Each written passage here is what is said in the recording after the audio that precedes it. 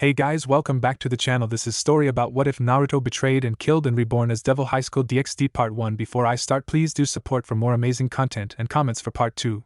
Do consider to subscribe my channel and share my video to your friends and check out the description as well. Let's start the video. The elemental nations were at peace. Madara had been defeated, Kagaya had been sealed away, and the 10-tailed beast had been reseparated into the 9 individual beasts that everyone knew. Shikaku went back to Gaara. The same goes for Gyuki and Killer Bee. Naruto had ended up claiming the full power of his lifelong partner, Kurama.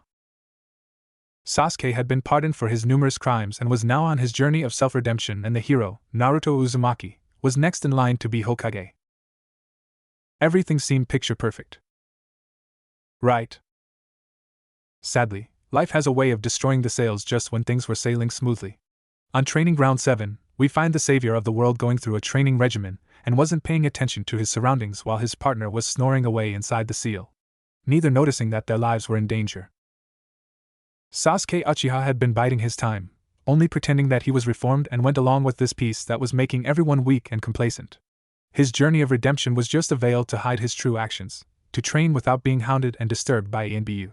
He had a plan to get the world back in shape, and it involved killing their savior. With him gone and their anger and hatred reignited, he could have them focus all of that on him, making him the villain they needed to overcome. Seeing that Naruto was so focused on his training, he decided now was the best chance he'd have. He knew that the moment he flared his chakra, the Anbu as well as any shinobi nearby would be on the location in mere minutes. With a quick flare, his Chidori was charged up, and with his Rinnegan, he quickly closed the distance between before driving his jutsu through the blonde's heart, leaving a shocked expression on his face. Cough. Cough. Droplets of his crimson life essence dripped from his mouth. As Sasuke why? His eyes rolled back and he fell to the ground, unconscious. The traitor smirked, knowing that not even Tsunade nor Sakura could save him, and as he predicted, a squad of Anbu were already there with their weapons drawn. Sasuke Uchiha, you are under arrest for attacking the hero of the leaf. Come quietly, the lead Anbu ordered while the others surrounded the last Uchiha. I think not, the Ravenet said with a cocky smirk before using the body flicker to escape the village. They would have followed, but their top priority was getting the blonde to the hospital. Send word to Lady Tsunade and Sakura Haruno. Get them to hospital on the double. Yes, sir, the eagle-masked Anbu replied before flickering away to carry out his orders. The others carefully picked up their hero and made their way to the hospital as quickly and carefully as they could. The doors to the hospital busted open as Tsunade and Sakura came in. Where is Naruto? What happened? It was the Uchiha. We found him standing over Naruto, and the hole through his chest suggests that the Chidori was used. Dragon quickly responded, doing his best to suppress his nervousness. Sasuke? And no, that can't be he changed. We were just talking about getting married, Sakura said in denial. There was no way that Sasuke was still a traitor. He wouldn't have betrayed her and Naruto again. Where is Naruto? The former Hokage stressed in a firm tone, not in the mood for a runaround. He's in ICU where he started but was pushed aside by the frantic medics. When they arrived in ICU, their eyes instantly went to the charred hole where his heart should be. Sakura started to tremble. No. This can't be happening. Her legs gave way and she fell to her knees, covering her mouth, as tears rolled down her cheeks. Even Tsunade had tears in her eyes, but she bit back her feelings and went into medic mode, doing everything she could do to try and save him. This is like Hozuki Castle all over again, only Ryuzetsu isn't here to save his life, Tsunade thought as she used her mystical palm jutsu. After 30 minutes of trying, Tsunade realized that it was futile. She ended her technique and stood there looking at the corpse of the young man that she came to see as a son. Her body started to shake as memories of her time with this young man flew through her mind. Slowly, she put her hand on his face and ran her fingers over his whiskers. He was so cold. Tears freely flowed from the former Godame's eyes. I'm sorry, son. I'm so sorry that I couldn't save you. Reluctantly, she called the time of Naruto Uzumaki's death. She walked over to the weeping Pinkette and helped her to her feet. See, come Sakura. We have to let his friends and allies know what happened. We'll hold his funeral in a week. The cherry blossom shakily nodded her head and they left the room. In the void between life and death. Where am I? Naruto asked out loud, not realizing that he still had the gaping hole in his chest. You are between life and death, child of prophecy. A glowing womanly figure said in a silky voice, getting him to turn around. Kami Naruto, be respectful, Kurama said from within the seal. Though I am not sure how I survived since we were killed by that damned Uchiha you call the best friend. That would be because you and young Naruto are still needed. Both of your efforts brought peace to your world, but there is another that is in need of your assistance. Should you accept, I can guarantee that you'll be reunited with 3 people that I'm sure that you'd love to see again, Kami said in her regal voice. Now Naruto was intrigued. Who would those be? Your mother, Kushina Uzumaki, your big sister figure, Enko Mitarashi, and finally, the young lady from whom you learned your most treasured belief at the start of your journey, Kami answered. Naruto narrowed his gaze at the divine being. How can I be reunited with them, when they're dead? Sasuke sacrificed Enko to resurrect Orochimaru and Mom died on the night of my birth. He asked in a heated tone, not caring that she was of a higher power. He's fought and beaten people claiming to be gods before. She didn't take offense to his hostilities, for it was to be expected. She'd have been worried had he not asked any questions. The flow of time in your world is vastly different than the one you're going to. A year in the elemental nations is the same as a single day in the world you will be heading to. Therefore, it has only been 19 days for your mother and 4 days for Enko. However, to answer your question, only those deemed worthy are capable of going to this world. Naruto lost his hostility upon hearing that and asked, so, they'll be in this world that you're sending me to? The divine being responded with a nod. Kurama spoke up. How do you determine those who are worthy? For all we know, that damnable Uchiha could end up there if he meets your criteria. Fear not. Only those who possess a pure heart, but were given a shoddy hand in life are eligible to go here. For instance, young Naruto here, Enko as well as his mother, the deity said, reassuring the souls in front of her. So people like Sasuke, who have given into their darkness out of hate or vengeance, are not eligible for this resurrection. Is that right? The blonde asked and got a nod in return. All right. So, what is this world that you want to send me to? It is a world of multiple religions and everything you'd expect from them, but I'll be sending you to a place that is the home to devils, angels, fallen angels, and yokai. There are also special artifacts known as sacred gear. And who knows, if you are lucky enough, you may just obtain one of these powerful artifacts for yourself, Kami explained. And knowing his luck, I'm gonna end up sharing his mindscape with something else just marvelous. The multi-tailed beast drawled in a sarcastic tone. Now, Kurama, don't be such a grouch. Who knows, these sacred gears may be necessary for us to help this world, Naruto said to his partner, who rolled his eyes back at him. The blonde then looked to the goddess. Very well, I'll accept going to this world. But before that, can I see what's going on in the elemental nations? I'd like to see how they're handling my death. Thank you, young man, she said with a gentle smile before nodding. And very well, I suppose that will supply some closure for you. Elemental nations, 1 week after Naruto's death. It seemed that the entire world had shown up for the funeral of their hero. Everyone who had their heart touched by Naruto was standing in of the moment built for him, a statue made in his image. As a way to honor his lifelong dream, his face was constructed on the Hokage monument as the honorary 7th Hokage. However, it wasn't a peaceful funeral service, for even though they were there to pay their respects to their fallen hero, everyone was more than a little angry with Konoha. Firstly, I would like to thank all of whom are in attendance. It is a sad day for all of us, for we are here to honor the life of one of the greatest shinobi and all-around human that we have had the privilege of knowing and to pay him our final respects. The vast number of you who are here just goes to show how many hearts he has touched in his lifetime. Kakashi, the 6th Hokage, started in a solemn tone.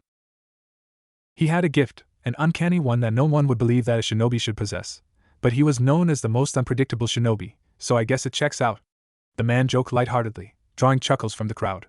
He could change the hearts and minds of almost anyone, make them see the error of their ways, and eventually they'd turn over a new leaf. And this goes for both friend and foe. I'm sure that there are many of you in this crowd today who can attest to that.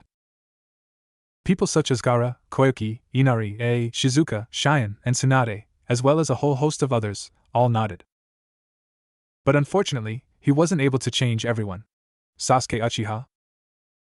Just saying his name drew sneers and growls of hate from the crowd. The man who he spent most of his career trying to save, turned around and betrayed him. More than a few of us had tried to dissuade from saving Sasuke, for we saw that he was a lost cause, but Naruto, the man, chuckled. He wouldn't take no for an answer.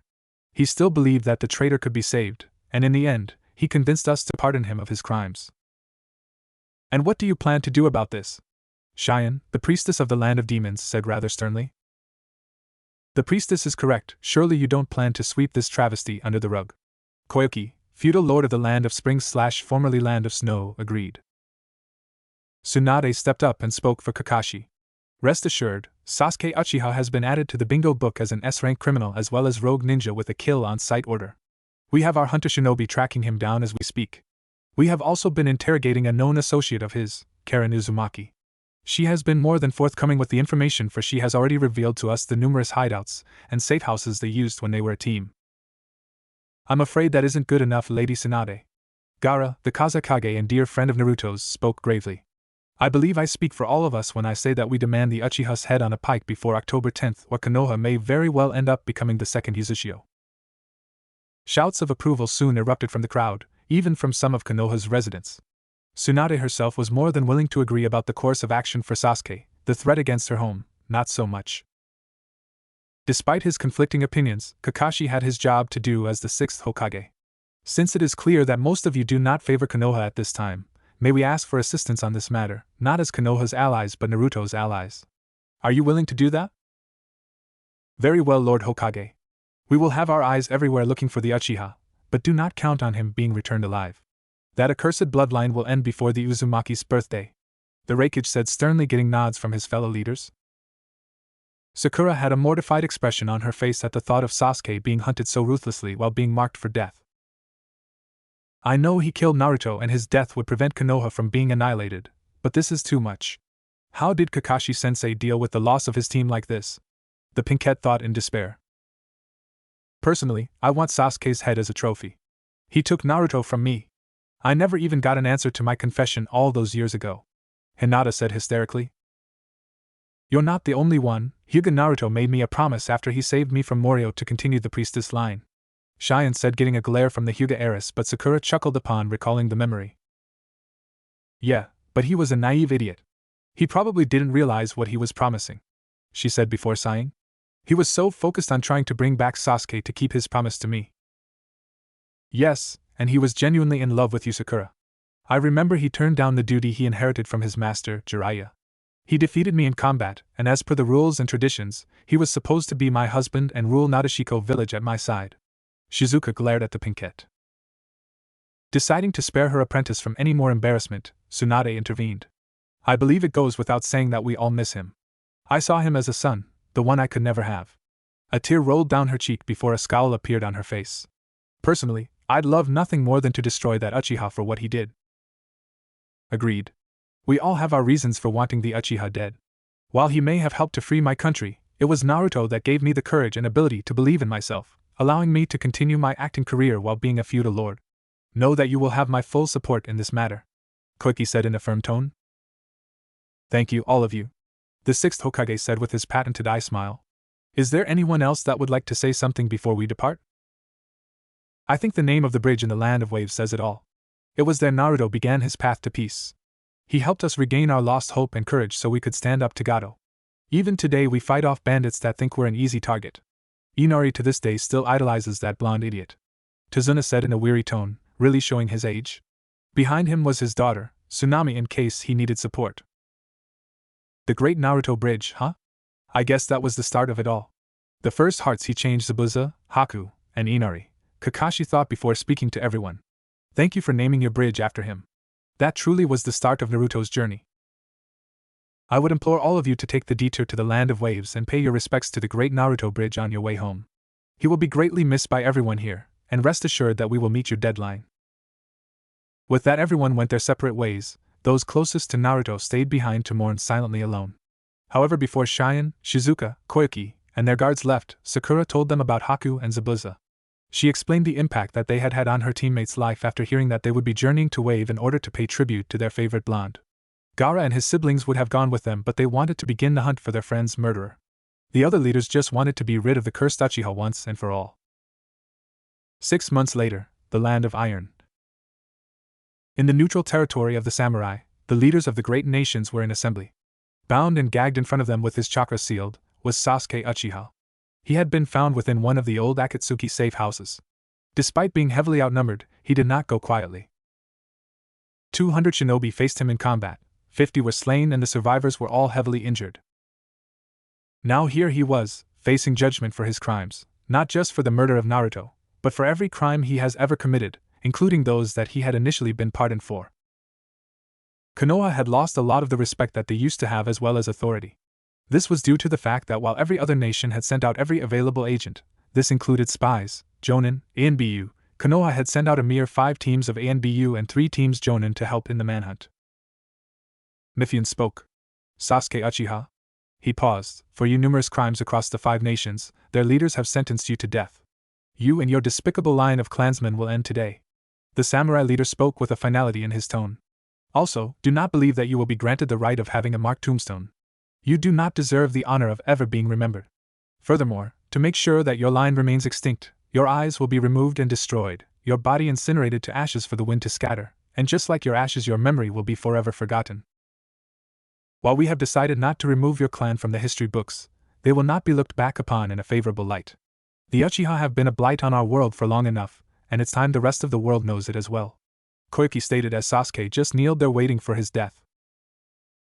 He was expecting to be beheaded by the samurai, but to his surprise, his biggest supporter and admirer approached him with death in her eyes. Sakura had spent the last 6 months reflecting on everything. Mostly Naruto and Sasuke and where her true feelings lied. She realized that Naruto had always been there for her. He was the light in her life while Sasuke was nothing but a dark stain on her past. He had taken her confidence in him, dragged it through the dirt, and shoved it back in her face when he killed her best male friend. Now she was more than willing to put an end to his life. Sakura Haruno, apprentice and successor to Lady Tsunade Senju, has volunteered to be your executioner. Mifune declared, surprising everyone but the last Senju or Kakashi. Kakashi had tried to talk Sakura out of being the one to do it, telling her that she didn't want to have those kinds of memories that would haunt her for the rest of her life. He was speaking from his own experience, when he unintentionally killed his teammate, Rin. Sakura countered his argument by saying that she needed to be the one to do it, so she could move on in her life. Sasuke couldn't help but laugh in his final moment. Oh, the irony! The one who admired me the most is going to be the one to kill me.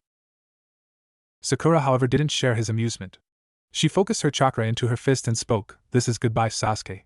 She reared her fist back and let out her famous battle cry. Sasuke closed his eyes in acceptance, just before her fist smashed into his face and destroyed his skull, splattering his brains and other entrails all over the execution site. His headless body toppled over and blood spewed from his open neck. Sakura looked down at her blood-soaked fist and then back to the corpse of her former teammate. Not a hint of emotion on her face. Kakashi walked up to his last remaining student and placed a hand on her shoulder. No reaction. The silver-haired man sighed before walking in front of her and made a single hand sign before he blew a fireball at Sasuke's corpse to incinerate it. With this death, Naruto Uzumaki's death has been avenged and peace shall remain in our lands. May his legacy of peace live on for many a generation to come. The old samurai said solemnly. I hereby call this execution to a close. If there is more that needs to be discussed, please arrange to meet at another location. This was a special occurrence. The feudal lords, Kage, and their respective companions all set out to leave for their respective lands shortly afterward. All feeling satisfied with the results, and that the deadline had been met. October 10th would now be an international holiday from that day on. Sakura and Tsunade had returned to Konoha feeling as if a weight had been lifted off their shoulders. Kakashi, though, didn't know how to feel. On one hand, he didn't want to lose anyone else close to him, much less 2 of his students, but on the other hand, he knew that this was necessary to prevent the other nations from targeting his home and to maintain the peace that his departed blonde student had fought so hard to create. The void between worlds. Naruto was conflicted. While he was glad that so many people cared about him and showed up at his funeral, he wasn't sure how to feel about them threatening to wipe out his home should Sasuke not be caught before his birthday. Moreover, he wasn't sure how to feel about Sakura being the one to kill him. Yes, the bastard deserved it, but for Sakura to be the one to kill the man she claimed that she loved for so long, the one he spent most of his life to bring back to fulfill his promise of a lifetime to her, felt a little wrong to him. Kami looked at her champion solemnly. She'd have liked to give him more time to properly work through this, but his time of departure was quickly approaching. Naruto, I know that this is hard for you, but it is time to go. Your new life awaits you, and if all goes according to plan, you will be found and treated immediately. Question marks appeared over Naruto's head. Huh, what do you mean? Kurama face-palmed. Idiot, you do remember the literal fist-sized hole in your chest, right? The beast said exasperatedly. Naruto looked down at his wound and panicked. Hey! What the hell? Why couldn't you heal this, lady? Even I must uphold the rules of the multiverse, young man. People chosen to be given a second chance at life must arrive there in the state they died, no matter how grievous the wound or illness. The deity said sadly. Now, if everything goes according to plan, you will be found by one of the devil faction, one who is part of the same family that has taken in your mother. This got his attention, so much so you could practically feel the excitement in his voice. What can you tell me about them? The Gremry family is known for their vibrant crimson red hair, much like your mother's. They are one of the remaining 72 pillars of the underworld, and one of the highest ranking at Duke, and famous devil families. They treat their peerage or servants as family. Their younger members, such as the one that I am hoping will find you, has an ability known as the power of destruction. One of them rules the underworld as a leader of the underworld with the title of Lucifer. Kami explained with a smile. So Kushina was mistaken for one of these Gremry then. That figures the Uzumaki luck strikes again. Kurama sighed in disbelief, getting a nod of confirmation. Good luck. I'm sending you there now. The deity said as Naruto's and Kurama's visions start to fade. I hope you enjoy your new life, my champion. DxD Universe, Park and Co City. A young lecherous teenager by the name of Issei Hayato was just wrapping up his first date with a busted black-haired girl by the name of Yuma. Not that he knew that the name Yuma was just a hoax as well as the form she currently had. I had a wonderful day, Issei, Yuma said with a sweet smile before asking. Can I ask you to do something that would make this date perfect? Ignoring the feeling of dread in his gut, the brunette horndog replied without hesitation. Of course. Anything.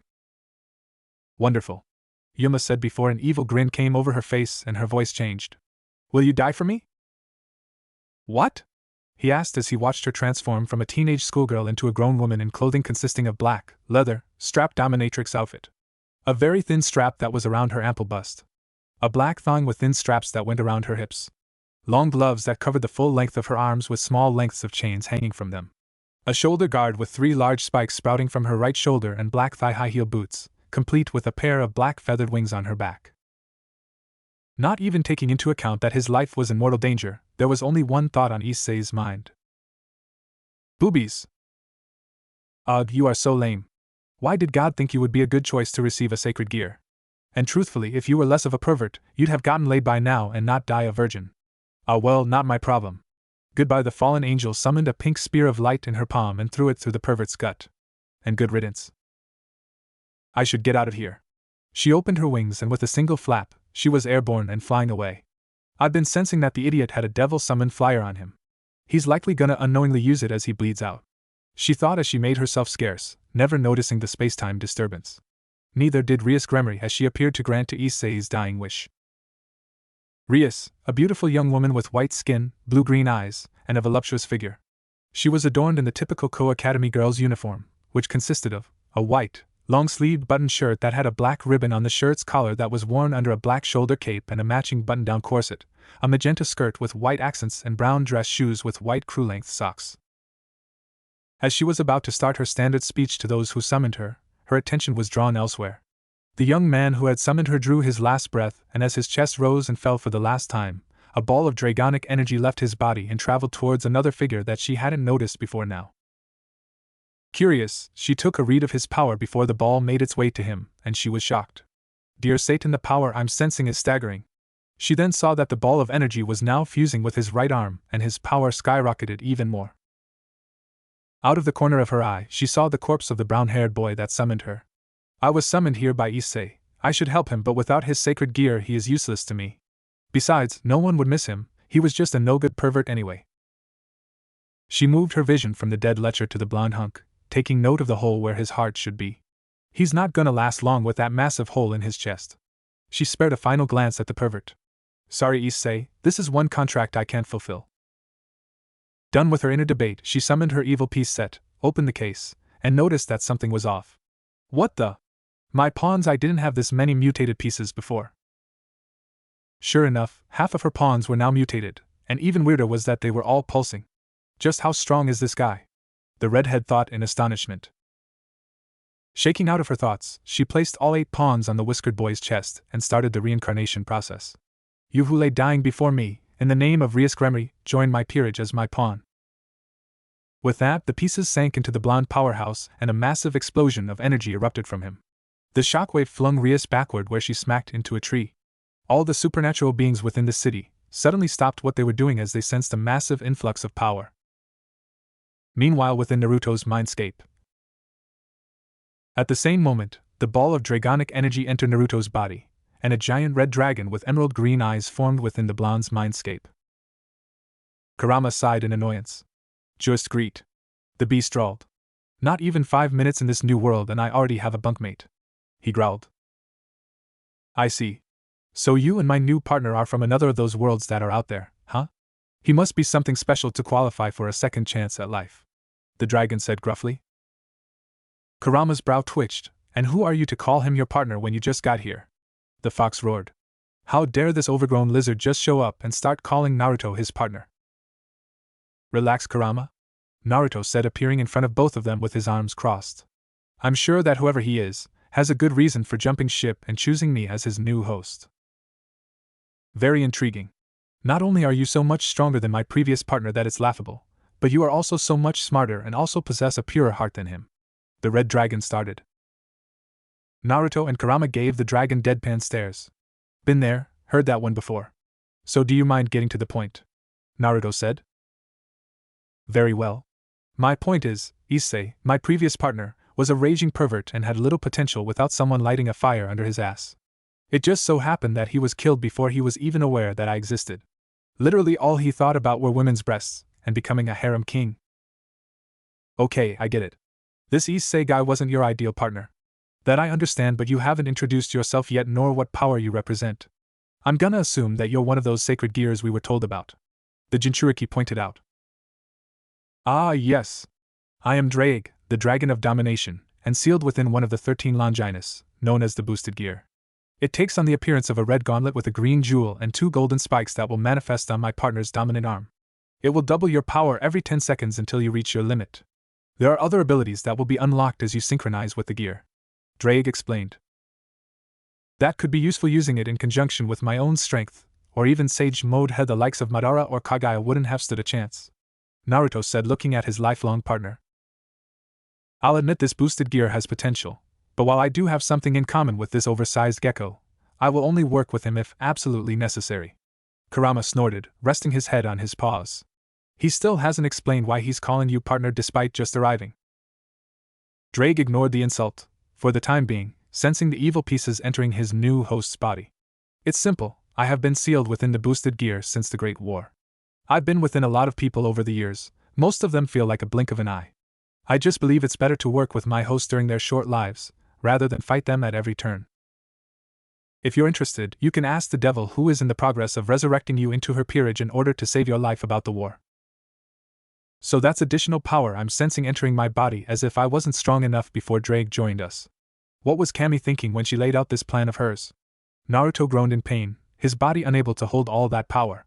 That is what resulted in the explosion of power that threw the red-haired girl into a tree and alerted every supernatural being in the area. Naruto, get some rest. We'll get information out of the Gremory in the morning, the fox said with hidden concern. We can talk more on this later as well, young Uzumaki.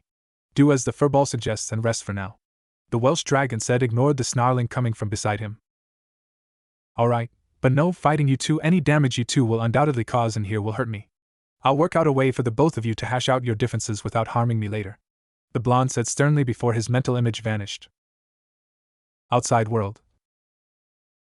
Moments after Naruto was successfully resurrected into a devil, 2 magic circles appeared in the park.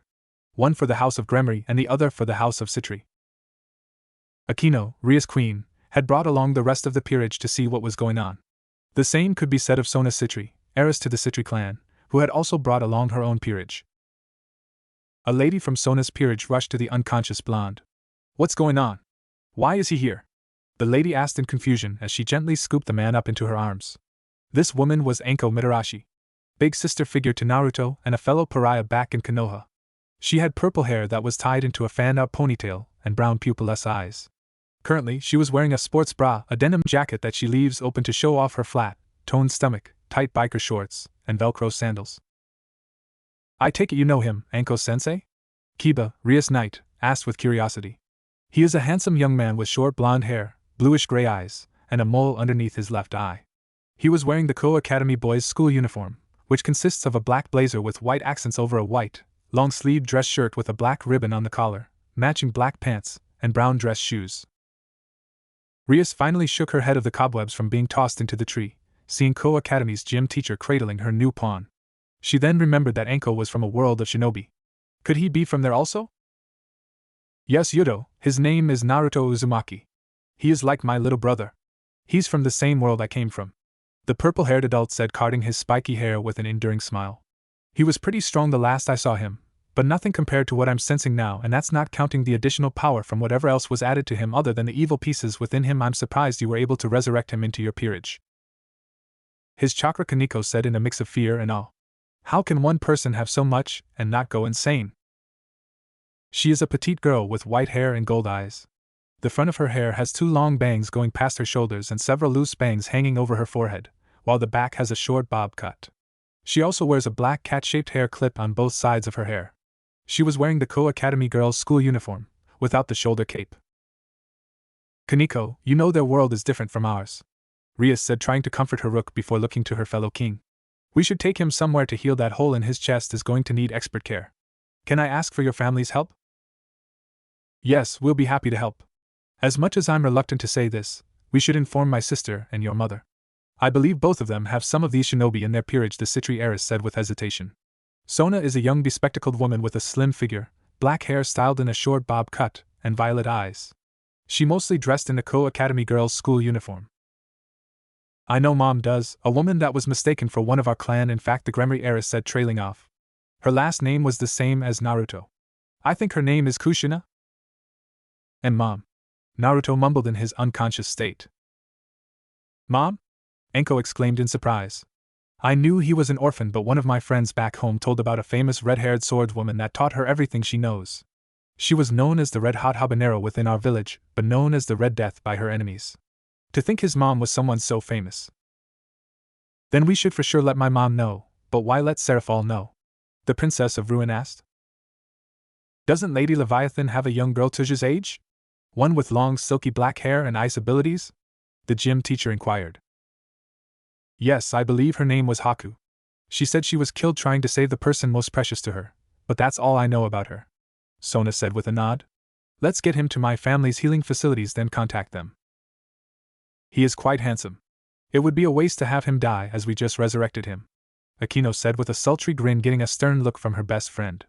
She is a beautiful young woman with a voluptuous figure, very long black hair, and violet eyes. Her hair is usually tied in a long ponytail, reaching all the way down to her legs with 2 strands sticking out from the top and sloping backward, with an orange ribbon keeping it in place. Like most of the girls at Ko Academy, she wears the customary Ko Academy girls' school uniform, along with black calf-length socks. Anko also glared at the raven-haired queen. Let the kid heal before you attempt to seduce him. Oh my, could be you like him more than a little brother as you said? The Priestess of Thunder said teasingly, making the snake mistress growl. Enough. Anko, let's go.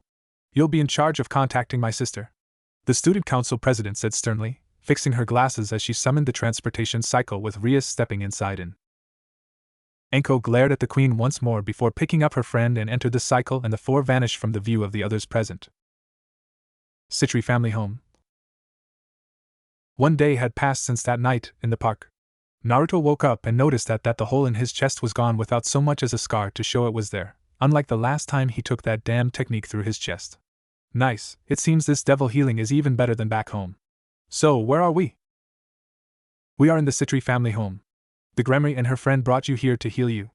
That crazy snake lady has been at your side the entire time, Kurama said with Drake snorting in amusement. Naruto's eyes widened and he looked to his side, and sure enough, there was his big sister fast asleep on the bedside chair. That's some nickname for someone that obviously cares about our partner so deeply, Dragon of Domination said curtly. Hey! Don't call her that. I only called her that once when we first met, but haven't since then, the blonde admonished the fox. They were interrupted by a knock on the door. Anko woke up in response and saw that Naruto was awake. The door opened to reveal Rias, who was relieved to see that her pawn was awake, and she also saw as the purple-haired woman threw herself at the blonde and brought him into a bone-crushing hug with his head being pushed into her bountiful breasts. Poor Naruto started flailing around, signaling his need for air. Anko, I think you're suffocating him. The Gremory heiress chuckled, earning a sheepish chuckle from the gym teacher, who let go of the new pawn. He in return gasped for air. It's good to see you too, Anko, Naruto said between breaths. You know, I was really upset when I heard what Sasuke did to you. I'll admit being used to sacrifice sucked, but despite only being here for 4 days now, it's been far better than back home. Even if I am stuck being a gym teacher, at least I don't have to be nice about it, the snake mistress said with a shrug. I still wish you'd ease up on your warm-up exercises. I'm so sore after gym class one can't focus on my other classes. Rias whined a little before turning to the blonde hunk. I suppose introductions are in order. I am Rias Gremory, heiress to the Gremory clan. I see, so you are the one Kami said would rescue me. So what does that make you to me if you are the one to bring me back to life as a devil?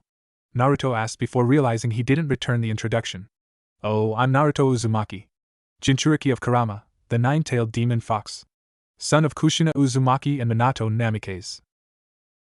Anko gasped when she heard that, which caused Rias to raise her brow at the rook's surprise. She got her unasked question answered when gym teacher quickly got over her shock and snarled. Those idiots! You look almost exactly like him. How could those moronic villagers not see the resemblance between their exalted hero and his son? But no, they had to treat you as a scapegoat and make your life a living hell, worse than they made mine. You've missed a few things, Anko. You were on a mission when Pain of the Akatsuki attacked and leveled Konoha. I learned Sage Mode from the Toads, became friends with the fox, whose name is Kurama, and learned to work with him. Reunited Team 7 to end the war, defeated a literal goddess by the name of Kaguya. Brought peace to the elemental nations and was on my way to becoming Hokage, only to end up once again getting betrayed by Sasuke after he was not too long ago pardoned for his crimes. Naruto listed off nonchalantly. Well damn, I forget how much time passes there compared to here. Anko sighed with a shrug. Though I'm not surprised the duck but betrayed you again.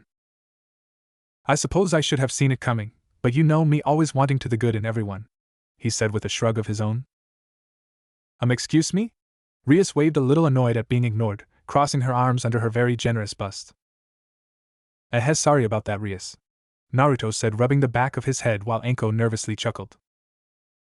To answer your question, before you two went off on your update in normal circumstances, I would be your master, and while I do have the ability to control you, I won't use that ability. I am the king of the peerage, but I see you and every one of said peerage as my family. No one is better than anyone else unless in what we call a rating game, which I will cover at a later date. The redhead began explaining. Now then, I don't know how much you know about chess or if your world even had the game, she asked, getting negative shakes of their heads. Okay, well, Miss Mitarashi is what is known as a rook, or in the rating game, the heavy-hitting tank. Super strength and able to take a beating. They usually lack speed though. Think of Choji and his clan, Naruto. Anko interrupted, getting a nod of thanks from Naruto and a sigh from Rias, who quickly realized that she needed the rook's help with the explanation so that her pawn could understand what she was saying. Then there are the knights, quick and agile, often sword users. What they lack in strength, they more than make up for in speed. So more often than not, you'll see knights using hit-and-run tactics. I also thought that you'd like to know that your mother is a knight. She saw the excitement and longing in his eyes and smiled. My mother had required Kushina's help to take care of a few things. She should be on her way here sometime today. Next is the bishop, people with high magical reserves able to fling spells left and right, often used as healers rather than offensive casters, but sometimes used as both. They usually lack any sort of defensive capabilities. Honestly? After learning a little about you from Anko here and what sensed when we met, I wanted to make you a bishop, but my pawns were resonating with you. I believe you have a former enemy turned friend that arrived here that serves as one of the leaders of the underworlds. Bishop Haku was her name? Rias continued her explanation, and when she saw the look of recognition in his eyes, she knew she was right. Hey, wasn't she the one who taught you that life lesson on your first real mission outside of the village? Anko asked curiously. Yeah, when a person has something important they want to protect, that's when they can become truly strong. It was something that I lived by and still do, he said fondly. At least now I have a chance to become good friends with her, even if she's still 15 years old, and I'm 19 now. She should be coming as well, since Seraphol is coming by later to torment my king, and she always brings her small peerage, Anko said with a grin. In fact, I think you'll get along just fine with her. She's just as hyperactive as you used to be. Oh, if Naruto gets along with Lady Seraphol, then I fear for Sona's sanity, Rias dreaded before she shook her head. Anyway, moving on, the next piece you need to know about is the queen. They are the king's second in command. They are the perfect mix of the knight, bishop, and rook with all of their strengths but none of their weaknesses. And last but not least, the piece you possess, the pawn, commonly known as the foot soldier of chess. However, should they get deep enough into enemy territory, they can achieve the power of promotion. This means they can gain the abilities of any other piece besides the king. They are by far the most diverse and unpredictable of the group. Heh. Unpredictable, you say? Naruto had a deviously foxy grin on his face. Rias was confused by his grin, even more so when Enko started laughing. So she asked, "What's so funny?" "Rias, there is a reason your pawn pieces resonated with him so well," the purple-haired woman said as she calmed down from her laughter. "He is the most unpredictable shinobi the Elemental Nations has ever known. His first mission, the one we were talking about, Haku had his teammate trapped in her jutsu and was turning him into a human porcupine. She then pointed a thumb at Naruto. What does this idiot do? Instead of helping from outside the icy dome, he jumps inside the dome and ends up in the same position as his teammate." Hey! In my defense, all I knew at the time was shadow clone jutsu and tree climbing, plus I didn't have the best aim either. The blonde pouted. "But she's right, one of my friends and the smartest person I know, often said that working with me was so troublesome." The blonde chuckled. "He's the type that will have carefully laid out plans and strategies, and then I come along and ruin all of them with my unpredictable behavior. I just don't follow plans and tend to fly by the seat of my pants while making shit up as I go along." "Sounds like you took after me a little too much, Naruto," a red-headed young lady said upon entering the room with a proud smile on her face. "It's good to see you, baby. You can't imagine how jarring it was to get memories back from the chakra Minato sealed within you a few days ago after only being here for 15, but I do remember our chat within your mindscape while I helped you obtain the fox's chakra." Naruto jumped out of bed and gave his mom a big bear hug. "It's good to see you too, Mom. We have a bit of catching up to do since we talked." "I'm sure, you look so much stronger than before," Kushina said as she returned her son's embrace. "Although, I'm not sure if I can call him my son after missing 19 years of his life. Maybe I can be a friend instead." "It's a pleasure to see you again, Lady Kushina. I hope my mother and family politics haven't bothered you too much." Rias greeted her fellow redhead. "Oh, drop the formalities, Rias. If anything, I should be the one being polite to you since you're the next head of the Gremory clan. Besides, I'm only a few years older than you." The Uzumaki woman waved her off, breaking out of the embrace of her son. "Just please, watch over Naruto for me since I know I won't be able to be around all the time, being Lady Venelana's servant and all." "I can take care of myself," the blonde grumbled. "I did fight in a war and happened to be the linchpin of it." "Yes, of course," the younger redhead said nervously. "Both Enko and Kushina already know of my problem, but I need to talk to Naruto as soon as possible. I mean, I know I just met him, but somehow I know he can help me get out of this." "She's hiding something, be on your guard. I have a feeling that our journey towards peace in this realm is going to start a lot sooner than we expect," Kurama warned. "I agree with Foxy, your king is nervous about something, and if I'm right, it's about devil politics," Drake said in agreement, ignoring the growl from the fox. "Yeah, I know. Mom seems to know about it too. I'm sure Rias will talk to me about when she's ready," Naruto acknowledged. "Pardon me, I hope I'm not interrupting," a young girl with black silky hair tied into a bun said in a quiet but polite tone. "I was told a friend of mine was being treated here." "Haku?"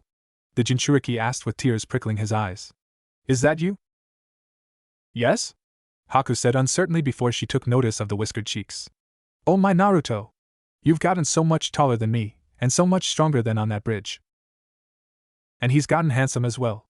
Hard to believe he's 4 years older than me now, but I wouldn't mind dating an older guy," she thought to herself before being startled by being brought in a tearful hug.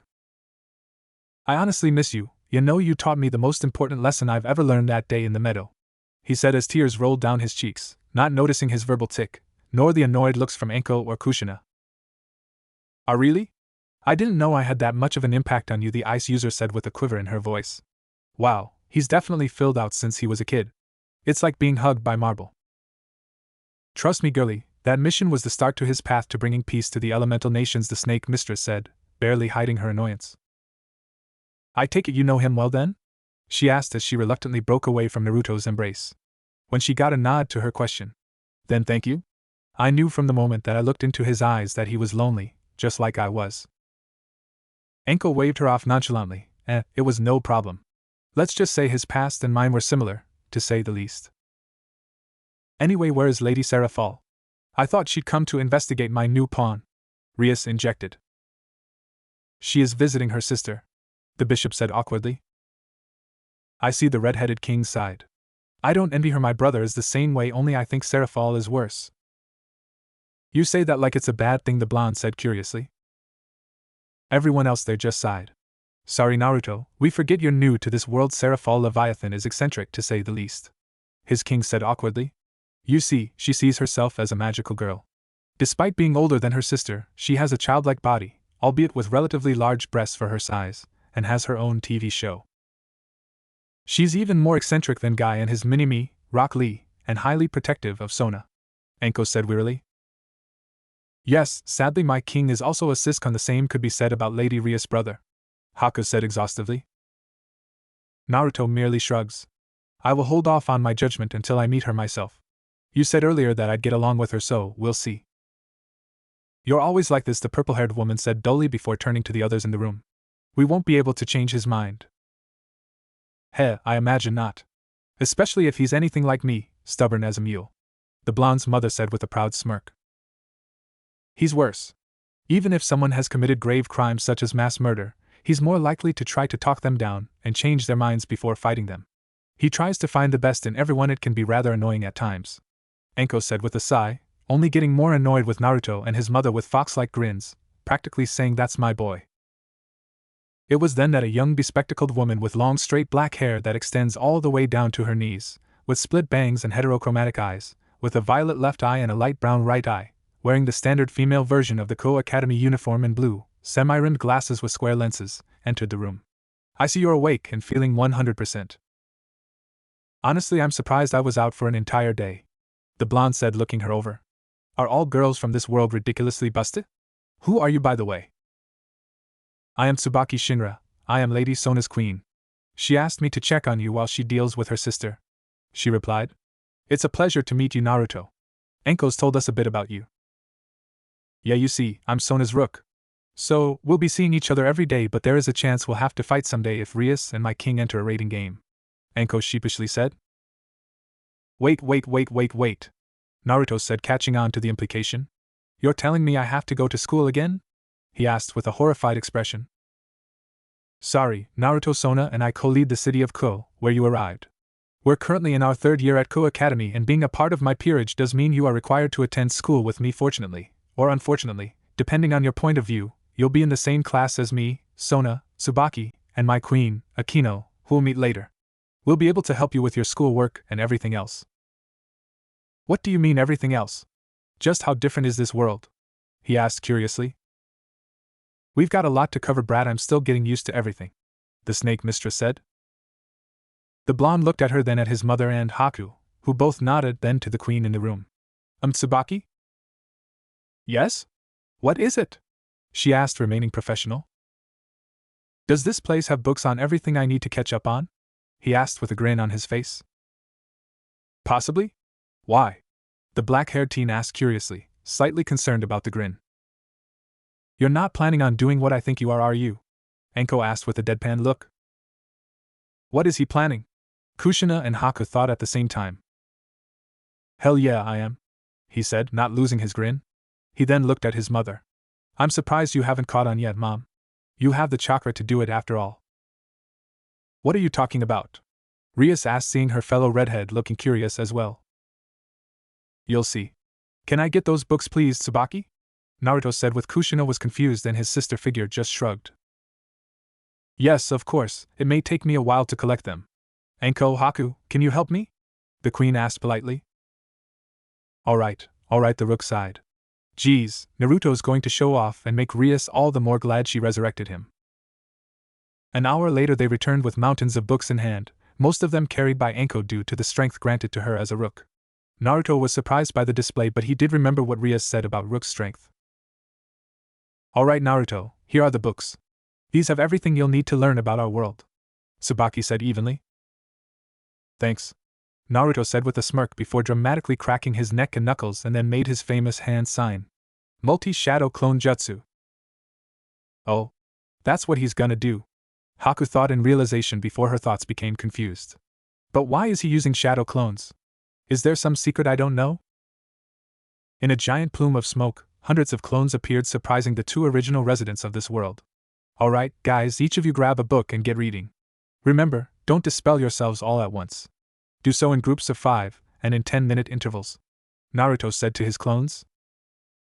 Yes, boss. The clones say all at once. Rias was still in shock but managed to ask what was on her mind. What was that? Anko sighed. That is Naruto's special way of training. The shadow clone jutsu creates solid copies of the caster, and when they are dispelled, whatever they learn or experience is sent back to the original. It doesn't work for physical exercise though, but it's good for combat training and building up your energy reserves. Hell, why didn't I think of that? He's right about me having the reserves to use it, but maybe it wouldn't have been as effective since I don't have the fox, but still. Kushina said with a sheepish laugh. When did he learn this? He didn't seem to know about the learning back in Wave. Haku asked in awe. I didn't learn about it until I started training to complete Dad's original jutsu, the Rasengan. The blonde said. My sensei, Kakashi, told me about it. You managed to add an element to the Rasengan? Minato spent years trying to do that, you know, his mother said in shock. Yeah, it turned out to be one of my best jutsu. I named it Wine Style, Raisin Shuriken, he said with a smile. Isn't that the jutsu you used to avenge Asuma against the Akatsuki? The snake mistress asked. Yeah, but I've improved it since then. Now I can throw it like an actual shuriken, the blonde said with a smirk. Naruto is amazing with his skills. Riser doesn't stand a chance. Rias thought excitedly before addressing her pawn. Would you be willing to show me what you can do at some point? Well, if we are going to be working together as a team, then yeah, I don't mind, he said with a kind smile. So, she's interested in our power. Something tells me that whatever she's hiding involves a potential fight, Kurama said thoughtfully. I agree the young lady is hiding it well, but her eyes are shining with excitement. Something to ask her about later, Drake said with a huff, flames shooting from his nostrils. Naruto was brought out his conversation with his inner companions when a bubbly black-haired girl bounced in alongside an exhausted, bespectacled petite girl with matching hair color. One had her hair in short pigtails and the other was fashioned into a princess-style cut with a small bob. Both were surprised to see hundreds of identical blondes reading books. What's going on here?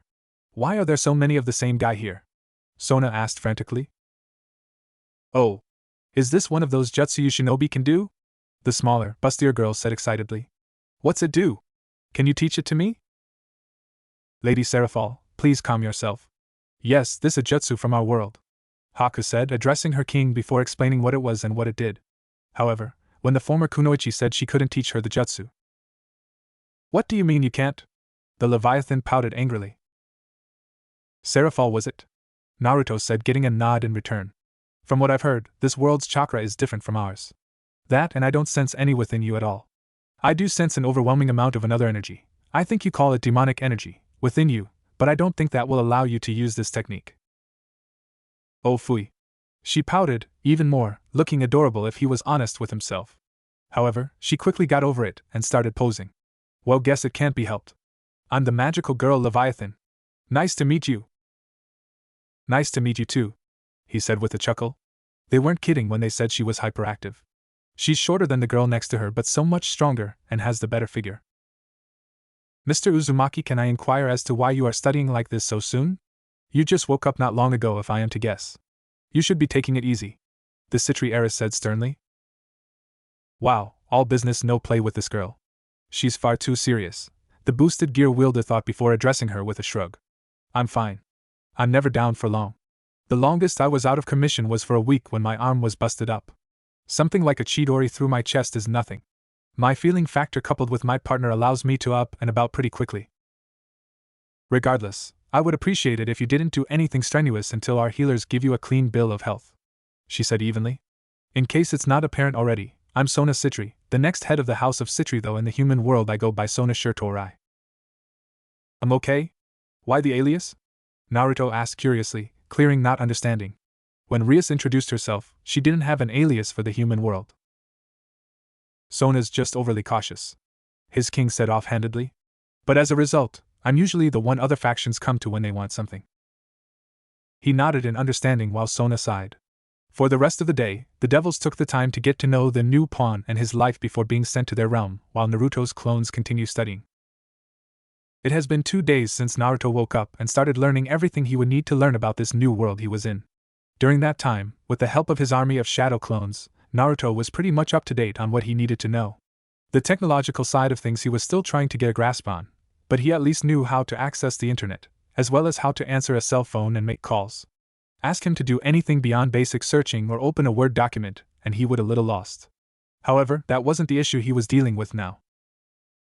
Seriously, you guys wear this to school? Naruto asked incredulously as he was dressed in the Ko Academy uniform. Where's the orange? Where's the flare? Hayato tried to wear an orange shirt underneath his jacket. He left the jacket open for all to see, and Sona gave him a month's detention, not that it stopped him from peeping on the girls outside of the locker room with his perverted friends. Rias groaned. So please, if you're going to add orange, have it be a tie or something that she can overlook? Students are already gonna think you're a delinquent thanks to your blonde hair and whiskers. And? The blonde asked with a shrug. So I'll be an outcast again, so what? It's better than getting fangirls. Kiba shuddered at the mention of fangirls and nodded in agreement with his fellow blonde's statement. While he was polite to them and did appreciate them, they did get slightly annoying at times. Even Rias and Akino agreed, since they were the great ladies, therefore had their fair share of fangirls, which kinda made them wonder if most of the school's girls were lesbian or not. Well, regardless, I'm getting a bandana or something, my forehead feels naked, the Jinchuriki said with a frown. Akino just giggled while Rias sighed. Come on, let's go see Sona and get your schedule. Though I wouldn't be surprised if there will be an assembly to announce Hayata's death to the school, as well as have an honorary moment of silence for him. Even if he was a massive pervert, he was still a student here, and he did have a few other friends than the other two perverts. Naruto nodded and followed closely behind as the rest of Rias's peerage, minus Akino, all went to their own classes due to them being in year brackets. On the way, the rumor mill was already starting to turn. Word quickly spread that a mysterious blonde boy was in the company of two of the four great ladies of the academy. As Rias suspected, they were suspected that Naruto was a delinquent due to his hair color and whiskers. However, that didn't stop a few girls from thinking that he was cute. Great, I'm going to have a mix of fangirls and haters. My life is never easy, he thought as he kept following Rias and Akino to the student council's office, while both Karama and Drake laughed a bit, both silently agreeing that it will be entertaining to watch at the very least. Third-year homeroom classroom. Alright class, quiet down. Class will start as soon Ms. Gremery, Ms. Himejima, Ms. Prez, and Vice Prez arrive, a red-haired woman said. It appears we will be getting a new addition to our humble class. Ms. Veilstein? Is it that blonde delinquent that was seen with Rias and Akino? One of the third-year students asked. Blonde delinquent? I thought I was the only one to come here. Surely Ruji didn't follow after me, a brunette girl thought to herself, before realizing something. No, that's impossible. Even if he somehow got into this school, he'd be a second year. This was Makoto Naijima, a 19-year-old young woman, with brown hair and a bob cut with blunt bangs and a French braid-styled headband that matches her hair color, red eyes, and unlike most of the girls at Ko Academy, she wasn't ridiculously busted. No, she was barely a B-cup, not that she cared. She was a martial artist, a practitioner of Aikido, and a transfer student of Shujin Academy after her adventures with her former colleagues. That's right. Now, I don't know all the details, but apparently, he's from one of our fair country's smaller islands and has come to the mainland after tragedy struck his home. Instructor Veilstein said solemnly, causing the student body to share her sadness. This was Sarah Veilstein, 27 years old, with a peaches and cream complexion, long red hair, amber eyes, wearing a steel blue dress that left a generous view of her cleavage and her left leg visible, and thigh-high brown leather-heeled boots, with a yellow waist-length jacket. She was a former mercenary wanting nothing more than to put down her sword and gun and help the next generation in the future. While she often got into trouble for her provocative attire, she didn't care. She wasn't the only one to dress in such a way. She became quick friends with Anko after meeting a bar to unwind after a long day at work. Everyone was brought out there musing when there was a knock on the door before it slid open. Sorry for being late, Sona said as she walked in with her queen, Rias, Akino with Naruto waiting in the hall. It's alright, I was informed you'd be late due to our new transfer student, the older redhead said with a shrug. Where is my new pupil anyhow?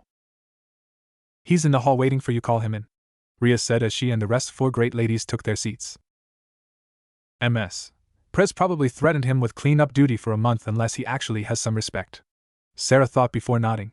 Alright, you can come in and introduce yourself to the class. When Naruto walked in, Makoto's world seemed to slow to a crawl.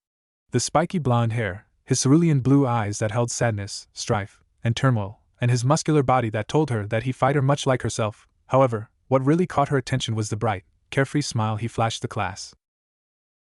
Hello everyone, I'm Naruto Uzumaki. he said with his usual foxy smile, making many girls blush. "I hope we get along since I'll be in your care for the year." Sarah noticed the way her new student carried himself, and was immediately even farther downheartedly. "He carries himself like a warrior, one who's been through hell and back." His eyes relayed that as well. "Poor kid, he's too young to have that look." "Nice to meet you, Naruto. Please take the seat behind Ms. Naijima." Makoto raised her hand, letting the blonde know who and where she was. As he passed her to side down, their eyes met, and both offered the other a small smile before turning their attention to the front of the class. While instructor Sarah started her lecture, Naruto thought about the conversation he had with Sona and the student council. Flashback, Student Council Office. "Here is your schedule," Sona said as she handed Naruto the sheet of paper. "I tried to get you in the same classes as Rias and Orakino, but I wasn't able to. However, due to how powerful you are, I suspect it won't be long before you are promoted to high-class devil and get your access to your own evil pieces. And while Rias and I are still trying to fill out our ranks, free to use your classes to start planning your peerage." "Are you sure? I mean, it feels wrong to be planning potential members when you're still trying to fill out your own ranks," the blonde asked, not wanting to step on toes. "I mean, Sona, you know that Anko is going to want to join me, and I know Haku and possibly my mom are going to want to be traded to me, so you're already going to have to look for that extra member." "It's fine," the Citri heiress dismissed. "I knew from the moment I saw how she reacted when she saw you. I knew she'd be leaving my peerage sooner or later, especially when I sensed how strong you were."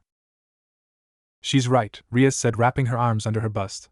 "In fact, if you find someone you really get along with and they'd make a good addition to your team, I'd be more than willing to use one of my pieces if they are compatible with the remaining pieces I have, and then trade them to do you." "Well, alright, thank you," Naruto said with a sigh before composing himself. "So I'm gonna assume that there are some rules around the school, especially for someone like me?" "That's right," Sona said with a nod. "And not just you as a shinobi. Don't use your spells, or in the case of you and Anko, no jutsu in public when there are humans around. The existence of the supernatural is kept a secret from the general public to keep the peace.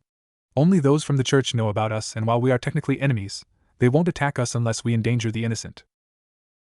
The boosted gear wielder nodded. "So no spamming my shadow clones to go through the library or the computer lab during school hours or walking up the side of buildings," earning a nod in return. "Now you should know about your cover story. You're from one of Japan's smaller islands and have come to the mainland after tragedy struck your hometown. It's up to you to come up with a backstory about your scars," Tsubaki said, adjusting her glasses. "Really, that's my cover story?" Naruto groaned. "You realize that will only cause the student body and staff to feel sorry for me, and possibly give me fangirls who will want to heal my wounded heart, right? It's the best we could come up with in short notice. We only had a few days since you heal so quickly. Something else we'll have to figure out how to explain if you get hurt during class," Rias said tiredly. "However, you should be wary of our homeroom teacher. She's a former mercenary and was known as the Purple Lightning," Akino said seriously. "I see, so she has combat training. I'm surprised one of you hasn't tried to acquire her yet if that's the case," the Uzumaki asked curiously.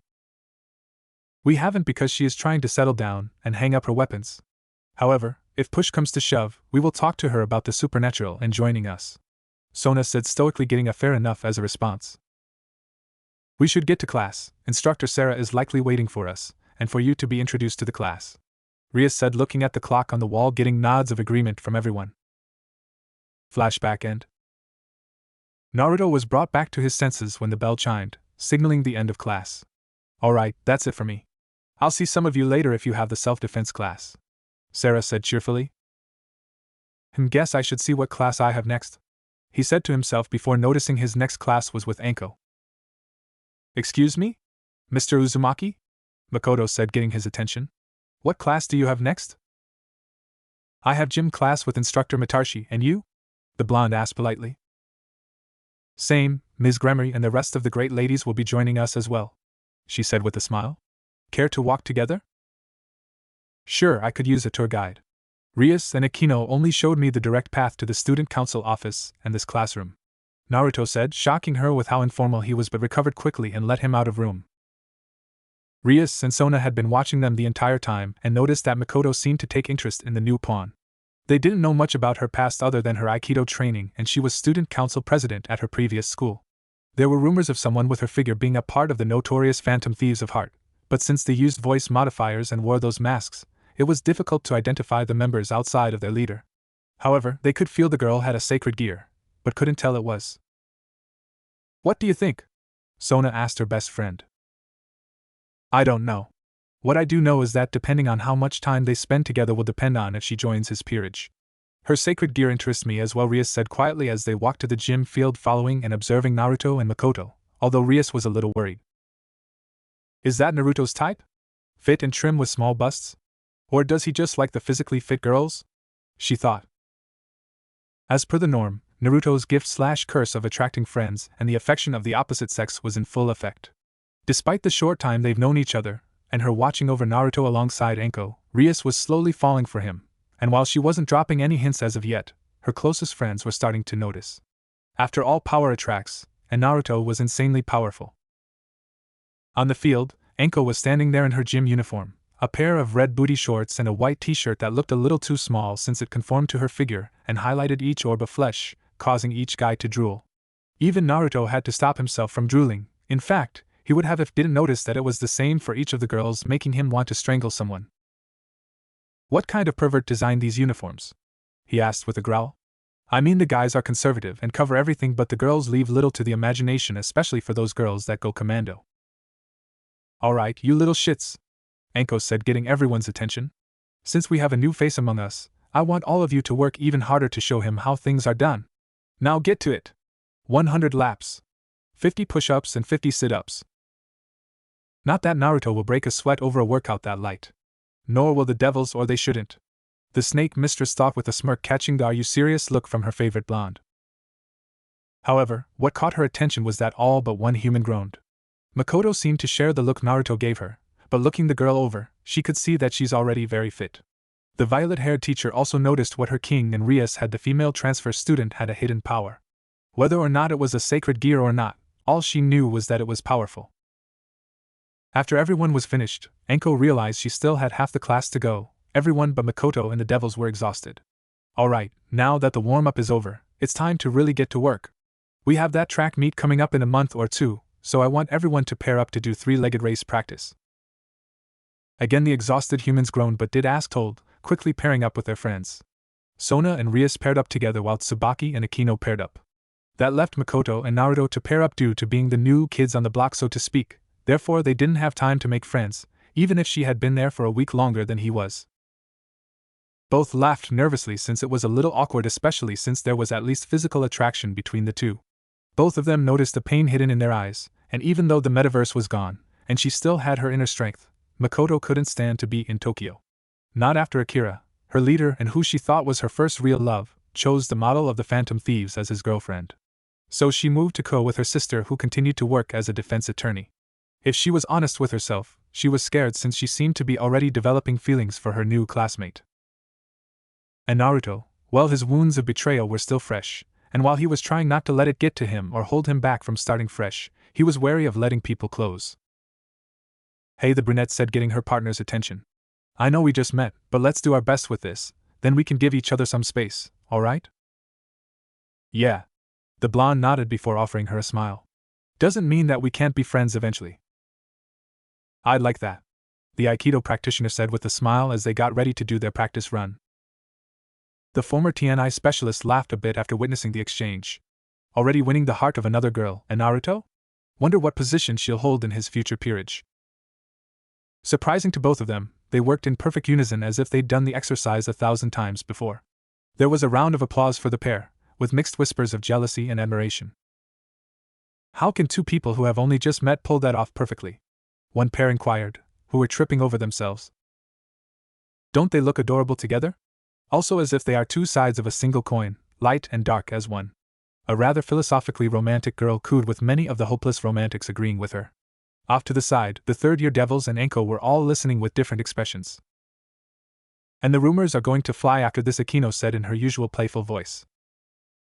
Is it always like this for him? Sona asked her rook with a heavy sigh. Considering how high school is in the world? I'm surprised it took this long. I give it a week before Naruto and Naijima are the best of friends, with one or both of them having a crush on the other, Anko said with a shrug. Either way, I'm gonna be holding this over him for a while.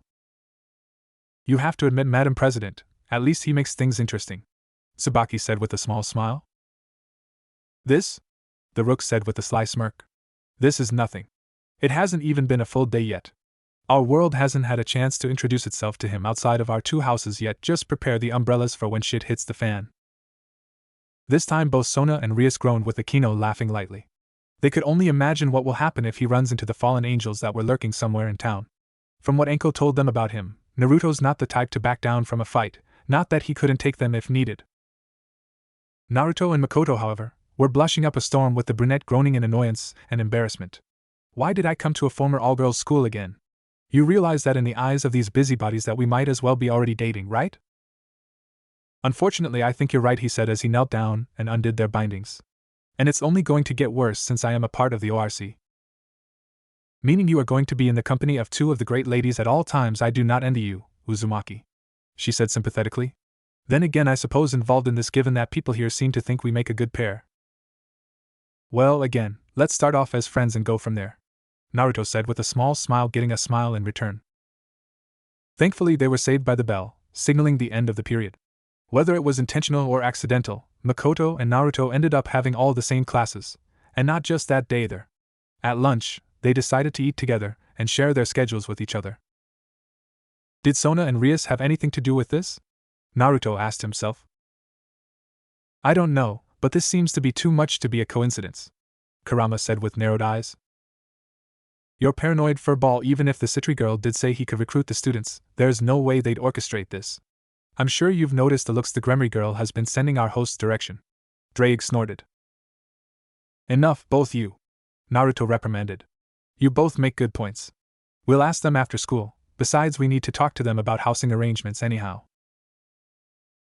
I may not have Johanna anymore, but something fishy is going on at this school.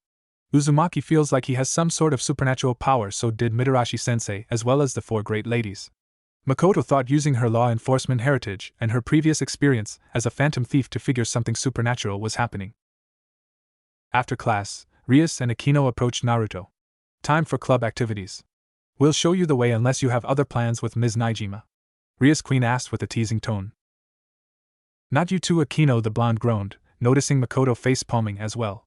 No, we don't have any plans tonight. In fact, I need to talk to you too. Oh? Well then, let us be off, Rias said with a smile. Have a good night, Ms. Naijima. The 3 Gremry devils didn't notice Makoto watching them leave with narrowed eyes. I need to talk with Sis. Maybe she can give me some insight as to what I should do. ORC Old Schoolhouse. Upon arriving at his king's headquarters, he couldn't help but shake his head and chuckle, getting questioning looks from everyone. Something you find amusing, Naruto? Rias asked with a bit of an edge to her voice. Gonna be honest here and say that you made your headquarters blatantly obvious.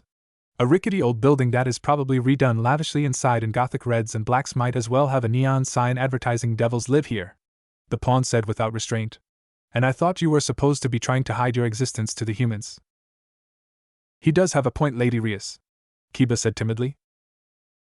Kaneko nodded, still nervous around the chakra power plant known as Naruto. It was just so potent, she was struggling to keep her Nekasha features from popping out. Rias was now pouting that most of her peerage was agreeing with her pawn. Well, it's supposed to be a Cover the Occult research club, which I feel it does rather well, though now that has been pointed out, maybe it does it too well. With that said, they entered the building, confirming that the blonde was correct in his assumption. On the way to the lounge where they have their meetings and hang out, Naruto noticed a room that was heavily sealed but decided to question it later. The lounge itself was equally lavish, with a couch that could seat up to 3 people, a couple of chairs, and they were all surrounding a mahogany table. On the far side of the room was a beautiful mahogany desk and a comfortable-looking armchair with papers and an old quill pen.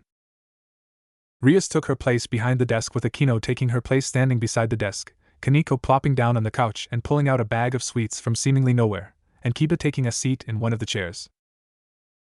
Now then, you said you wanted to talk to us about something? The redhead asked curiously. Yeah, about a couple of things actually, he said with a serious look.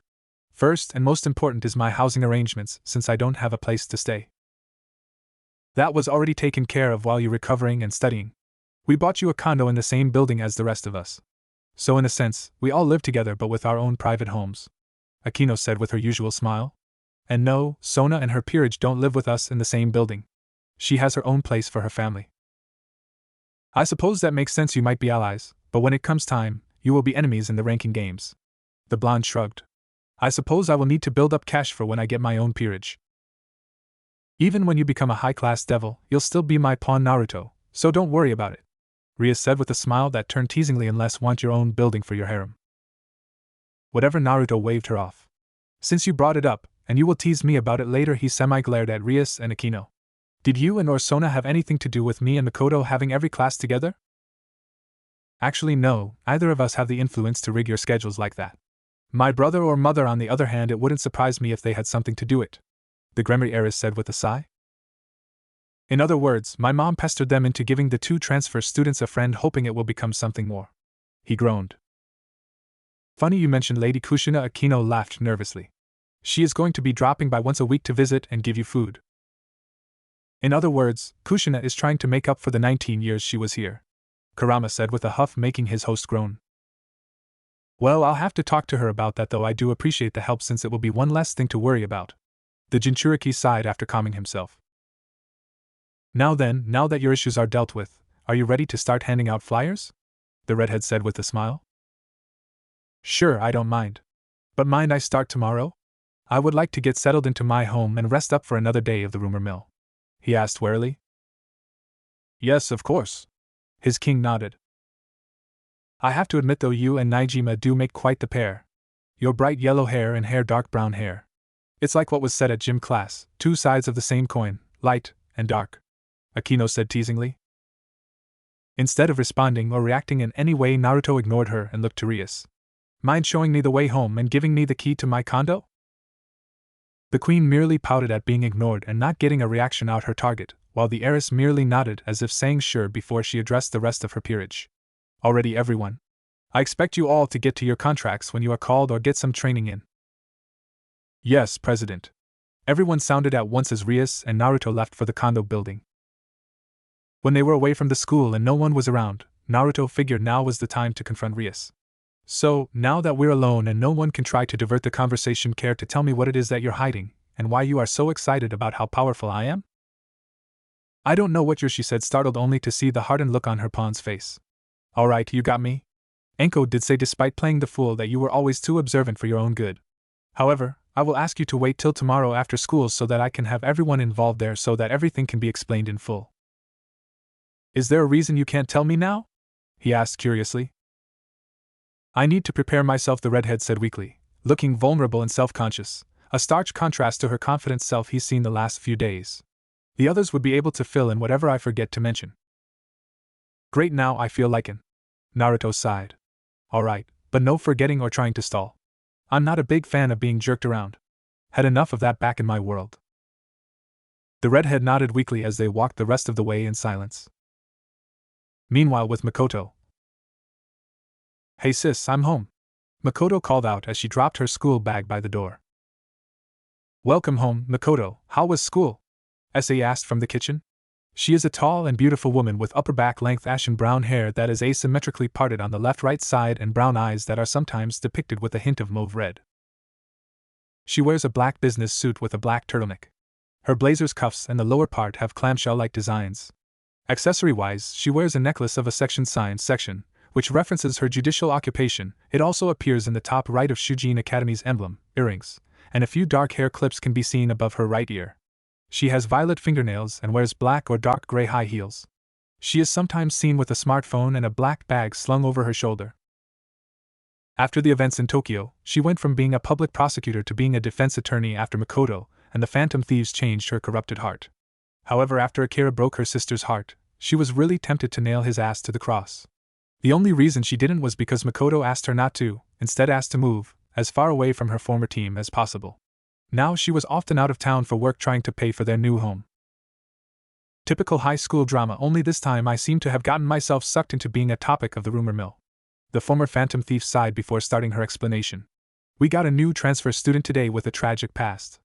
Blonde, spiky hair, blue eyes that showed he's been through hell and back, fighter's build, has a kind of a feral look about him with these 6 whiskers on his cheeks, 3 on each side. Turns out we have every class together like someone is trying to hook us up or at least have the 2 new students become friends. Anyway, rumors started flying after gym class and the 3-legged race practice where once again, we were pushed into working together, and turns out we have chemistry and ended up doing the exercise perfectly. So naturally, the girls all cooed and awed, saying stuff like we're 2 sides of the same coin, light and dark, perfect match for each other. I see, SA commented as she exited the kitchen, drying her hands signifying she was doing dishes. He sounds cute, but I take it there is more to this tale than just some chemistry that started the rumor mill to start spinning. Yeah. The younger Naijima nodded. You know that from my time with my old group that I've developed a kind of sixth sense for weird and unusual things, right? Getting a slow, calculated nod in response. Well, something weird is going on at the school. The student council and occult research club all give off supernatural auras, so does the new student, Mr. Uzumaki. And I thought we moved from Tokyo to get away from this stuff. The DA sighed. What do you think it is? Is the metaverse active here or is it something else? No, it's definitely something else. This is hidden in plain sight, whereas it was in the metaverse, I'd have some sort of app or navigation tool on my phone. Makoto said with a deep, thoughtful look. I want to investigate, but I have a feeling Uzumaki would be able to sense me. As I said, he has the eyes and body of a warrior, no doubt has the instincts of one as well. Not to mention I'm not exactly the best at shadowing someone. So what's stopping you from investigating the student council or the ORC? Asai asked with a raised eyebrow while inwardly worried for her sister for more than one reason. Because President Shirtorai and Ms. Gremery are close friends and Uzumaki is already a part of the ORC. The brunette said, getting a nod of understanding in return. Well, I would still investigate, but be careful about it. If the supernatural is involved in this town, and revolving around those two groups, it's bound to be dangerous. The ashen-haired woman said seriously. I'm afraid that if you get caught, you'll end up getting pulled into whatever trouble comes their way. Don't worry, sis, I'll be careful. Makoto said with a smile, not knowing that her life was about to change forever. The next day. After a long, drawn-out drama-filled day, Naruto made his way to the ORC building, knowing that Makoto had been watching him and the four great ladies closely. Something that caused him to shake his head, since she really wasn't being subtle in her attempt to follow him. You know, Naijima, if you wanted to talk, you could have just asked, he stated without looking back. And you would have agreed to tell me what I wanted to know? The former phantom thief asked. Maybe, maybe not. Depending on what you wanted to know and what you were willing to share, the former shinobi said with a smirk, looking over his shoulder at her. Besides, you're not really helping the rumors if you're gonna start acting as my personal stalker. Oh, shut up. Are you gonna invite me in or not? Makoto asked with a heavy blush. Sorry, but not today. Rias has something personal to discuss with the club, he said with a frown. If you really want to talk to the ORC later, then I can arrange a meeting, possibly tomorrow if that's alright? Yeah, that'll be fine. Just let her and President Shirtorai know that I'd like to ask them a few questions, she said with a nod of understanding. I'm not giving up even if I am not the greatest at shadowing someone. ORC Lounge. Sorry for the delay, had to deal with Naijima. She said she'd like to talk to you too tomorrow if possible, he said with a shrug. Seems you were right about her having some connection to the supernatural if she wants to talk to the two heiresses of two devil kings. I see. Well, we'll deal with that tomorrow. For now, please take a seat. This might take a while, Rias said before taking a deep breath, looking to everyone else for support. In the room was Rias's mother, Venelana, her brother the Devil King Serzex Lucifer, his queen and wife Graphia, Sona and her sister Seraphal, as well Haku and Sona's peerage. How everyone was able to fit in the room was beyond him, but he decided just to roll with it. Now, we've told you about devil culture and the remaining pillars, right? His king asked, getting a nod in return. Well, due to how low the number of pure-blooded devils remain and the rays of reincarnated devils, it is the opinion of the elders that purebloods should only mate with other purebloods. And since I am a pureblood and heiress to the House of Gremery, I am in an arranged marriage with another noble, pure-blooded house, known as the House of Phoenix. The problem is I don't want to marry the man I am engaged to. He's a pig and a playboy that treats his peerage, which happens to be made up of all women, as his sexual outlets. Which is the only way he views the female race. If I were to marry, I'd want to be for love, and with someone that loves me for me, not for my title, wealth, and power as the heir to my family. Unfortunately, it's not easy to break out of these contracts, as they are binding with only two ways out of it. One of which would disgrace her and our family, and the other is, or rather was, a long shot, Serzex said neutrally. Alright, and what are these options? The former shinobi asked with narrowed eyes. 1. Rias loses her virginity to another man, which is the option that would lead to disgrace, and the one was a long shot, would be for her to beat Riser in a rating game, Venelana said with a frown. And that's the reason you got so excited after learning of my strength? Naruto asked Rias, getting a shameful nod in return. So, let me see if I got this scenario straight. he said as he took a breath with Anko, knowing what was about to happen. She knew he was about to be brutally honest and cause all sorts of trouble in doing so. The day I arrived just so happened to be the same day this Issei Hayate guy was slated to be crossed off the Fallen Angels hit list. You knew what was likely to happen to him, so you had your familiars give him a summoning flyer in the hopes he'd call for you on his deathbed. You wanted to resurrect him as a pawn under your command since he was a holder of a sacred gear, and you could use him for your own agenda. But your plans changed when I showed up. You sensed my power and Issei's sacred gear jumped ship to me, boosting my already massive power. So now that you had a better candidate for a pawn, one that was far stronger and who wasn't a blatant pervert who would need to be manipulated via the flesh of the fairer sex, you decided to use your pieces on me, therefore I'd be the one you ended using and not the now Issei. Did I get all that right? He finished whilst doing his best to school his features. Yes, that was the plan. Akino spoke for her kings since she was ashamed of her approach. We sensed the bare minimum of magic in Haidu, so we weren't even going to consider him until Kaneko said the pervert smelled of dragons. And while we didn't know for sure that he had the boosted gear, as far as we know, only 3 dragons were sealed into sacred gears, 2 of which were Longinus class gears. Rias chipped in. Something I had to take a chance on till you arrived. Even before Drake jumped ship you were already incredibly powerful. I knew you were strong enough to save me from my engagement. A heavy sigh escaped the sacred gear holder. He could understand where she was coming from, wanting to escape from a loveless marriage where she'd be nothing but a trophy wife while her of a husband would continue to sleep around. Add the fact that he'd highly likely take the females from her peerage to use as sexual outlets, and he could really see why she wanted out. Looking back at them, he spoke. Listen, all right? I understand where you're coming from and why you did what you did. I am grateful that you saved my life and all. I just wish that saving me didn't come at the cost of someone else's life. He may have been a hopeless pervert who's beyond redemption, but he had a family, friends, loved ones, people he cared about and who cared about him. He stopped and rubbed the back of his head in a depreciating manner. I guess all I'm saying is that I wish there was a way that you could have saved him too. Naruto dear, I'm afraid that wasn't an option. The moment his sacred gear transferred from him to you, his fate was already sealed. Kushina said solemnly, getting everyone else in the room to lower their heads sadly. You see, if a sacred gear user ever had their gear extracted by force or otherwise, they'll die. The only way to revive them is to return their gear and resurrect them. So in a sense, they're like Jinchuriki, except in my case, we don't know if having Kurama would be enough to keep me alive if I were to lose the boosted gear. Right? The Jinchuriki asked lowly. I'm afraid so, Mr. Uzumaki, Grafia said solemnly.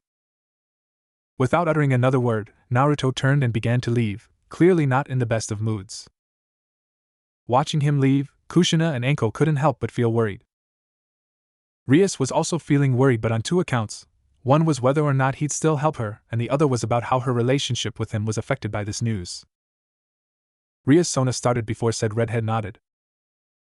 I know, I'll be tracking his pieces in case he gets into trouble or attempts to stray. She didn't like it, but she was only doing it to keep an eye on him. Given his current mental state, someone could take advantage of him. I wouldn't worry too much. He just needs some time to get his head on straight.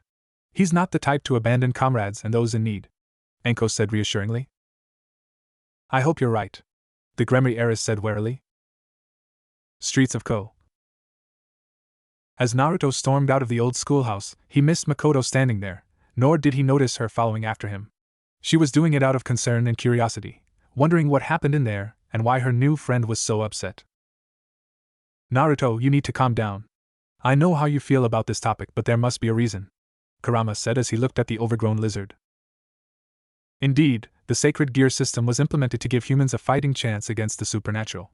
The leader of the angels loved humans and wanted to protect them, thus giving them artifacts to do so. He made sure to make so that evil forces couldn't take the sacred gears easily, but doing so would cost the holder's life as it tied to their very soul, Drake said solemnly. That doesn't make it right. Playing with someone's life, no matter the reason, is unforgivable. Upon awakening their sacred gears, their lives change forever, and not always for the better, I imagine, Naruto growled as he clenched his fists. Well, what do we have here? A stray, perhaps? A condescending male voice broke the boosted gear wielder out of his inner conversation, while Makoto hid behind a bush. Stray? What is he talking about? She asked herself. Be careful, partner. I'm pretty sure this guy is a fallen angel, the Welsh dragon warned. And your new stalker is in the bush, so try to be discreet, the nine-tailed fox sighed. Ignoring his partner's warning, I'd turn around and leave me alone if I were you, you damned crow. Tough guy, huh? The fallen angel snidely. Too bad for you, I'm under orders to take care of any obstacles to our objective. We thought we succeeded when Raynor killed that pervert, we didn't accept the sacred gear that he possessed to jump ship. If you want to fight, you got it. The blonde growled as he turned towards his opponent, unclenching his fist, and immediately summoned a fully powered Rasengan. I don't even need the gift I got from Haida to deal with you. Sacred gear? Why did Uzumaki call this guy Crow? The hidden Naijima asked, confused. How was he able to make that spiraling orb in his hand? You deal with me? You cocky little shit. I'll show you not to insult me. The fedora-wearing fallen angel shouted as he summoned a blue spear of light, once again shocking the mortal. The fallen threw his spear, smirking as it hit the arrogant blonde, only to lose his smirk when a log exploded in his place, then roared in pain as Naruto slammed his attack into the crow's spine as he called out the name of the attack. Rasengan! Are you done already? I thought you fallen angels were supposed to be tough? Naruto asked as he saw his opponent on the ground, seemingly unable to move his legs. You destroyed my spine! The fedora-wearing crow cried out as he writhed in pain. Now, care to tell me what this plan is before I put you out of your misery?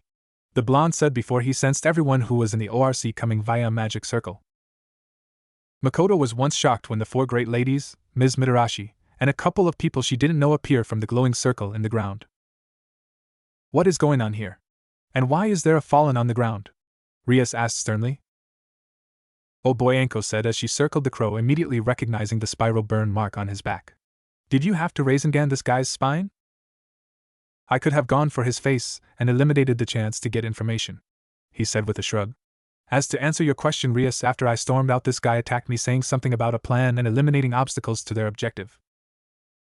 This bastard is one of your peerage gremry? You should keep a tighter leash on him. The crippled crow growled. Well, since you seem to know who I am, why don't introduce yourself? The gremry heiress said simply. However, I do apologize for my pawn's use of excessive force. I am Donasek, the now named Donasek said as calmly as he could. As for our plans, I'm afraid I can't tell you that. My boss would give me a punishment far worse than death. Shall I put you out of your misery then? Naruto glared, summoning another Rasengan. Naruto, that's enough, his king said, causing him to turn his glare to her, but nodded nonetheless and dispelling his jutsu. Sona, can you take the fallen and have Anko do what she does best? Yes, I suppose I could do that, the petite young woman said with a sigh, just knowing her rook had a sadistic smile on her face even without looking back at her. So, with that request, Sona decided to get out of there, gathered her peerage and prisoner, and let Rias deal with her pawn. As they left, the blonde, still being upset, groaned. He did, however, know he was in the wrong in terms of storming off, but before dealing with that he knew it was best to get his stalker involved. You can come out now, Ms. Naijima, the blonde said, shocking her and everyone else there. She's been there since the start of me kicking that crow's ass. Can someone tell me what the hell is going on? Who or what are you guys? I'm no stranger to freaky and weird things, but I've never seen anything like what you guys have done tonight. Makoto asked hysterically. I suppose I could tell, but I would like to ask you a few questions, and I know Sona has the same questions, so how about a compromise?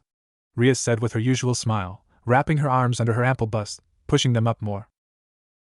You want to wait till I meet with you and President Shirtori tomorrow, Makoto stated with a sigh, earning a nod from the crimson-haired girl. All right, it will help me gather my thoughts and questions for the meeting. Thank you for being understanding, the gremry heiress said politely. Naruto, can you escort the young lady home? We don't know if there are that other fallen is out and about. All right, the blonde said with a sigh. Before we go though, I'm sorry for storming out on you earlier, Rias. Our conversation diverted from your problem to one of my own, derived from my own past. We can talk about that more tomorrow, but I accept your apology, Rias said with a relieved smile. We'll see you both tomorrow. It was the next day, and Makoto looked like she didn't get much sleep last night. Not that it was surprising considering everything that happened the night before. However, her sister was present as well after gaining permission as her guardian and SAE's own experience with the supernatural to a certain degree. And while Naruto and Rias had yet to finish their discussion about Riser, everyone but Sona and her peerage weren't present so as not to overwhelm the Naijima sisters. Thank you for allowing my sister to join us, Makoto said, starting the meeting. I'm sure you've used the time between now and last night to read up on our family's history, so I'll get right to it. What would you like to ask? Indeed. Daughters of an honorable police officer who was killed in the line of duty. The elder daughter, Asane Naijima, got into the law part of law enforcement as a prosecutor, turned defense lawyer after the leader of the Phantom Thieves was captured, presumably killed, then captured again after the nationwide broadcast from the thieves and the sudden change in Prime Minister candidate Shido. Sona said, adjusting her glasses. After analyzing the footage again, one of the thieves had a figure resembling that of Makoto Naijima. But the light in the background and the masks being worn, we are not sure, and obviously either were the police who were searching for the thieves. And you want to know for sure if my sister is or was one of the Phantom Thieves? Sae glared as she got a nod in return. For what purpose? Well, as your sister saw last night, and likely told you, we're not what most people would consider normal. We would like to know if she was indeed one of the thieves, and if so, how much of the supernatural does she know? Rias said calmly. After we hear what she knows or doesn't know, then we can proceed by filling in the gaps or straight out correcting both of you. Very well, Makoto said with a nod, with her sister nodding slowly in return. Yes, I was one of the Phantom Thieves of heart. As for what I know of the supernatural, it's obviously not what I know.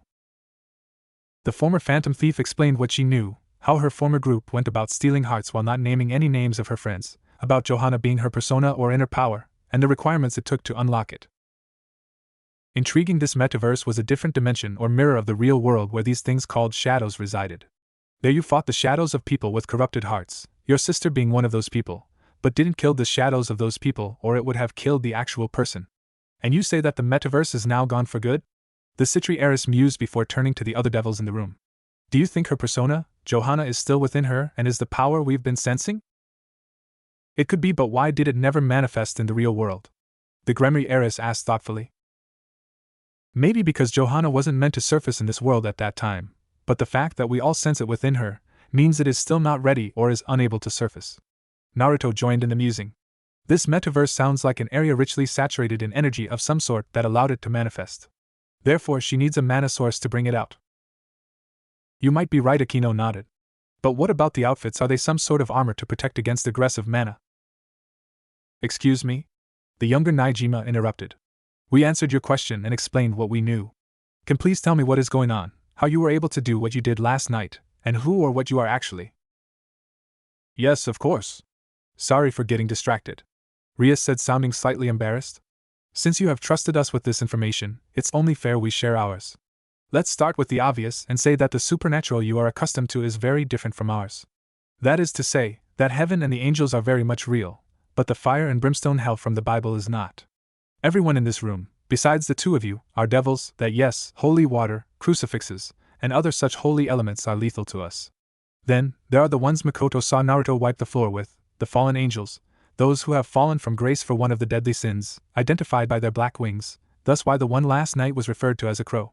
However, fighting fallen is usually not recommended for a single devil. Let me guess, that spear that was thrown at Mr. Uzumaki is holy or some such? Makoto asked, trying to keep her wits about her. Correct, that was a spear made up of pure light, and extremely toxic to us. Sona spoke up. And since I'm sure what your next question is going to be, I guess I have no choice but to do the best I can to explain why I can do what I did last night and more. The blonde shinobi said before looking at Enko, who merely shrugged. Enko and I aren't from this world, dimension, whatever. We're from a place of shinobi, or ninja who can utilize chakra to do several different things. From walking up walls and on water, breathing fire, or as you saw last night, replacing ourselves with random objects to take the hit for us. What about that spiral orb you slammed into that fallen's back? The former queen of the thieves asked, ignoring the fact that he said he and Ms. Mitarashi could walk on water. That is just another jutsu I can use with my chakra, the Rasengan. If I wanted to, I could have bore right through him rather than just turn his spine to dust. The boosted gear wielder said, nonchalantly, getting shocks from everyone but Enko. How about we step outside and I can show you what I mean? Pretty sure Rias wouldn't want me to put a hole in the walls. While we could fix it rather quickly, I'd rather not, but how will you demonstrate what you mean if it is not a wall? The Gremry heiress asked. Simple, I was gonna use it on a tree or one of the metal posts nearby. Students and teachers should have left by now, so we shouldn't have to worry about being exposed. Naruto explained. Besides, you wanted a demonstration of my strength anyhow, right? Why not kill two birds with one stone? Sona sighed. Let's leave the full demonstration for another time, our families are also interested in this display. However, you can show us the Rasengan and walking on water. Before that, Sae said, getting everyone's attention, I'd like to ask, how is it you become devils or go about recruiting? I suppose that is an important question, Sona said, pushing up her glasses. We use enchanted chess pieces we call evil pieces. In fact, chess has a big impact on our society. Then the kings explained the same explanation Rias gave Naruto, only with Kaneko demonstrating her strength by lifting Rias' mahogany desk with one hand, figuring it would make a better statement than Enko doing so, leaving the Naijima's sister gobsmacked. Now, shall we head to the pool? Akino asked politely before having a thought. Though I feel we should warn the angels in case they have someone monitoring us. Walking on water is considered a sacred ability after all. I don't think that will be necessary after all. It was a divine being that brought people like me here after all. Naruto shrugged, getting nods from the devils. School pool. When they arrived at the pool, Sona and Tsubaki set up a barrier that blocked people from looking in and energy from getting detected outside. Naruto looked around and nodded, signifying that it'd have to do. No metal poles, but I suspect that you guys have a way to repair whatever I hit? The blonde asked, getting nods from the Citri peerage. Well then, let's get started. Which would you prefer to see first, eh? Considering we've seen what an apparently underpowered Rasengan can do to someone's spine, I'd like to see what fully powered one can do, Rias said, crossing her arms under her bust. Alrighty. I'll keep the element out of it, save that for when Mom and Haku are around, he said with a smirk before looking around before deciding to hit the changing rooms. Upon summoning the Rasengan in his hand, Makoto could immediately tell it was so much stronger than the one she saw last night. This was proven when he shoved the spiraling ball into the concrete wall, only for it to burrow clean through, leaving a smooth hole, clearly demonstrating that if he was going for the kill, he could have gone straight through the fallen angel's body. The devils aside from Enko were gobsmacked, so much so that Sona and her queen were having issues keeping the barrier up. My word, and this isn't even the final result of the jutsu? Asai said in awe, getting a cocky smirk from the blonde shinobi and a sigh from Enko. Trust me, if what I heard before I came here is true, this is nothing, the snake mistress said. If that's not the full strength that one ability, nor is he even using the boosted gear or Karama's chakra riser, truly doesn't stand a chance. The redhead thought with glee. I'm as good as free. Ignoring Rias' obvious excitement, Naruto proceeded to merely step on the surface of the water in the pool and walk into the middle of it without making so much as a ripple, then asked with a cocky smirk. Care to join me, Anko? Nah, I think you've shown off enough. However, I think we need to prove that this wasn't set up beforehand and that you aren't standing a clear platform, Sona's rook said with a smirk before throwing a kunai along the path he walked. Everyone else looked on in disbelief as the knives sank into the water. Even more so when the pawn walked back in the exact same path. How are you doing that? Kaneko asked cautiously. By channeling our chakra to the bottom of our feet. A steady amount will work for walking up walls, while we have to constantly adjust the flow of chakra since water, while appearing to be calm, is constantly moving, the snake mistress explained. Well then, anything else needed to be discussed? Naruto asked with a smirk, knowing everyone was trying to wrap their heads around what they just saw. Just how strong are you? Sona asked in awe, getting chuckles from the two shinobi. They retold the story of him defeating S-rank rogues and a literal goddess with 3 others helping him, leaving everyone who hadn't heard it before doing their best impression of a fish. Rias meanwhile was looking forward to seeing this strength in action against Riser. Now then, shall we call it a day and get on with our individual business? We can talk more when everyone's had time to process what has been shown and discussed, Rias said, getting slow nods from almost everyone. Well, now how I know why he has the look of a warrior. He's literally been through hell and back in a war, and the multiple fights he's likely had to endure in his career as a shinobi. Makoto thought to herself, starting to piece together who Naruto was as she and her sister headed home. But how is he so cheerful after dealing with all that? Why is he here if he's so powerful? What kind of monstrosity killed him? Well, I'd better get back squeezing that crow for information, hopefully before whatever they're planning progresses too far, Enko said with a stretch, smirking as she caught Naruto's eyes glancing at her breasts as she did, before disappearing in a summoning circle. Alright, everyone but Naruto is free to go. It's time for him to get started on his first flyer run, the red-headed king said with a serene smile. ORC Lounge. Alright, so how does this work? I go stand on a corner and hand out flyers to just about anyone and everyone? The blonde asked after being handed a stake of flyers. Pretty much, though you can walk around and do the same, Rias said with a nod. But you won't be doing this forever. Once you get your own familiar, they'll take care of flyer duty for you. Oh? If I remember right, familiars are kind of like summons from my world, only it's a single being, the Jinchuriki said thoughtfully. That's right. I have a little bat that can transform into a humanoid form. She is how Issei got a flyer from me. the busted heiress said somewhat solemnly, getting a short nod from her pawn in return. When do new devils normally get their familiars? He asked, steering away that particular topic, something she was thankful for. The next full moon. So in a week from now, Rias said with a small smile, getting a nod in return. Alrighty, I'll see you tomorrow unless we meet up at the condo, Naruto said as he turned to leave. The redhead considered calling out to him, but let him go for now. They still needed to finish discussing the plan for Riser after all, but they'd do that with the rest of the peerage. Streets of Ko City. After handing out the last of his flyers and grabbing something to eat, he started to make his way home, only to stop when he felt a familiar feeling of someone putting up a barrier. Again, can't these crows just leave me alone? The boosted gear user sighed. Alright, what do you want, Fallen? Where is Danasik? A feminine voice sounded behind him in a no-nonsense attitude. When he turned to look at who was talking to him, he was floored at the provocative way the fallen angel was dressed. She was a tall and buxom woman with brown eyes and long, navy blue hair that obscured her right eye. Her attire consisted of a maroon, trench coat-like top with a wide collar, a matching miniskirt, and black-heeled shoes. The trench coat top was open at her chest, giving a view of her breasts and cleavage. She also wore a gold necklace around her neck. She appears to wear a white shirt underneath her top, but it can only be seen from the bottom. I swear every girl but Sona and Makoto are freaking ridiculously top-heavy. The blonde mentally groaned. And she's not even trying to hide her figure. You mean the in the fedora who thought I was a stray and tried to attack me? He's currently in the not-so-tender loving care of the Citri family's rook. They should be extracting all the info about whatever plan you have cooking, Naruto said dully. What do the Fallen asked, only to be interrupted. He made the mistake of attacking me while I was pissed off. I destroyed his spine instead of ending his life, the Jinchuriki said sternly. And unless you want the same treatment, I suggest you leave. Now. Someone like you could never take a fallen angel down, the navy-haired beauty growled, summoning a light spear. Oh? You really think so, huh? He asked before clenching his right fist, summoning the boosted gear in its first form. I did it without even using my sacred gear. Do you really think you want to try your luck? Fuck, this guy's energy just skyrocketed from summoning his gear, it hasn't even activated yet. She cursed. Fine, I'll leave for now, but no, this isn't over. Before you go, my name is Naruto Uzumaki. Naruto introduced himself. Just so you know who spared your life. I'm Calawarner.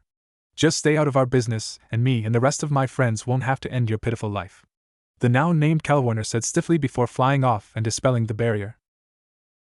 Guess I'd better let Rias know now before they come running with the flare of my power. He sighed before pulling out his cell phone and dialing his king. Naruto, what's wrong? I was just about to come to see what happened, Rias said worriedly. Everything's fine. Just had another encounter with one of the Fallen. Someone by the name of Calawarner, the blonde said plainly. So that's 3 Fallen in our territory, Rainier who killed Issei, and Danasik in Anko's care, now this Calawarner. Who knows if there are more or not, she said pensively. If there are, Anko will get it out of the fedora. She was one of the best back home, he said with complete confidence. Well, while I don't think they'll target you again after scaring off one of them, you should hurry back and let us know how you did it, his king said kindly. Got it, I'll be back soon, the Red Dragon Emperor said before hanging up. I'm getting sick of running into those Fallen next time they target me. I may have to find their base and take them out. The next day. After explaining everything to Rias and the rest of the peerage, Rias told them to be on guard and even considered implementing a buddy system, but was shot down by Naruto, saying he could take care of himself, and that so far it's only been him that they've targeted so far. So reluctantly, she agreed to leave things until someone else was targeted. Spending the day in classes with Makoto was interesting as well, since she seemed even more laser-focused on Naruto, getting instructor Sarah's attention as well. She noticed that Rias and Sona were severely distracted as well, giving the briefest of glances towards the whiskered blonde. What happened between those 4? And why do I get the feeling something abnormal is surrounding them? The redhead thought while continuing the lesson. And why do I feel like I'm gonna get sucked into whatever freakiness is going on at some point? Seems your homeroom teacher is as sharp as you suspected. She's being careful not to be obvious, at least not as obvious as the former thief, Kurama said dully. Indeed. The Gremory and Citri have also been casting glances at you. Seems your little demonstration has only stoked their interest in you, especially the redhead, Drake commented with a smirk. I've noticed, he said curtly. If I had to guess, Makoto is doing everything she can to figure me out, Sona is still in awe at what I'd shown, and Rias is counting the days till I can free her from Riser. That's her number one priority at the moment. This Riser must be a real piece of work if the Gremry is so revolted by him. Maybe try to get some more info out of her tonight. The giant fox suggested, getting a mental nod in return. Alright kids, before we finish off tonight, I have an announcement to make, the instructor said. In 1 week we'll be going to Tokyo, more importantly, Shibuya, for an authorized R&R for a couple of days while going to the museum for a bit of education. The former phantom thief snapped her attention away from the spiky blonde to the former mercenary, looking terrified. There is a very high chance I'll run into the others. I'm not ready to face them yet, especially Akira and N. How will I explain leaving Tokyo without saying a word? The devils noticed this and wondered why the brunette was so scared. They thought she'd be thrilled to see her friends again. Naruto sighed, knowing he'd be the one to have to approach her about it due to their budding friendship and being the closest one she trusts.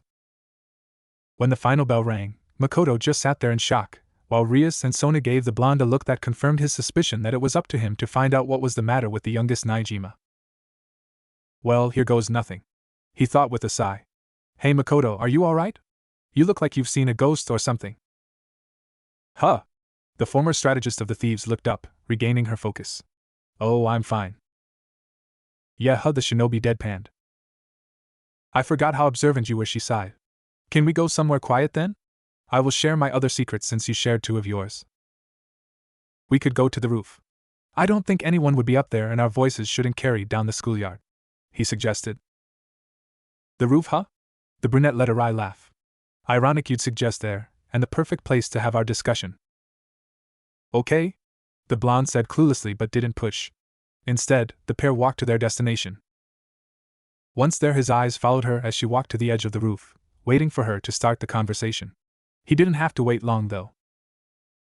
We used to meet on the roof of my old school when our leader was in hiding after faking his death after we stole my sister's heart, Makoto said distantly. So, I assume the reason you look so terrified before has to do with your former group, he said plainly, getting a solemn nod in return. That's right, she said softly before going silent, gathering her courage. The reason I like that before is because after we destroyed the metaverse and our final enemy, my sister and I moved away without saying so much as a word to the others because Joker, our leader, and I became close over our time together. I thought I was in love with him. But he didn't return my feelings. She paused with a tear rolling down her cheek. In our group, there were 2 other girls, our navigator and sister figure to Joker, and one of 4 of the founding members of the Phantom Thieves whose code name was Panther. The one in the red leather and cat mask, right? The blonde asked, to be sure, getting another slow nod. While I don't want to give too much info about them, Panther had a job that complemented her figure, the brunette choked out, trying hard to cry. He went with her on multiple jobs to support her. And at some point, they became a couple and kept it from the rest of us. I found out at Christmas. I went over to the cafe where he was living to surprise him with a present, but when I got there, I saw our talking cat friend leaving looking defeated. He told me I wouldn't go in there if I were you. Joker is in there with Panther. And sure enough, I saw them cuddled up in a booth, about to kiss. Of course, he didn't say her code name. He had quite the crush on her, convinced he was a human cursed into the form of a cat. I see, trust me, I know how it is to have unrequited love, he said softly. I loved my female teammate since before we were even a team, but she loved our other teammate.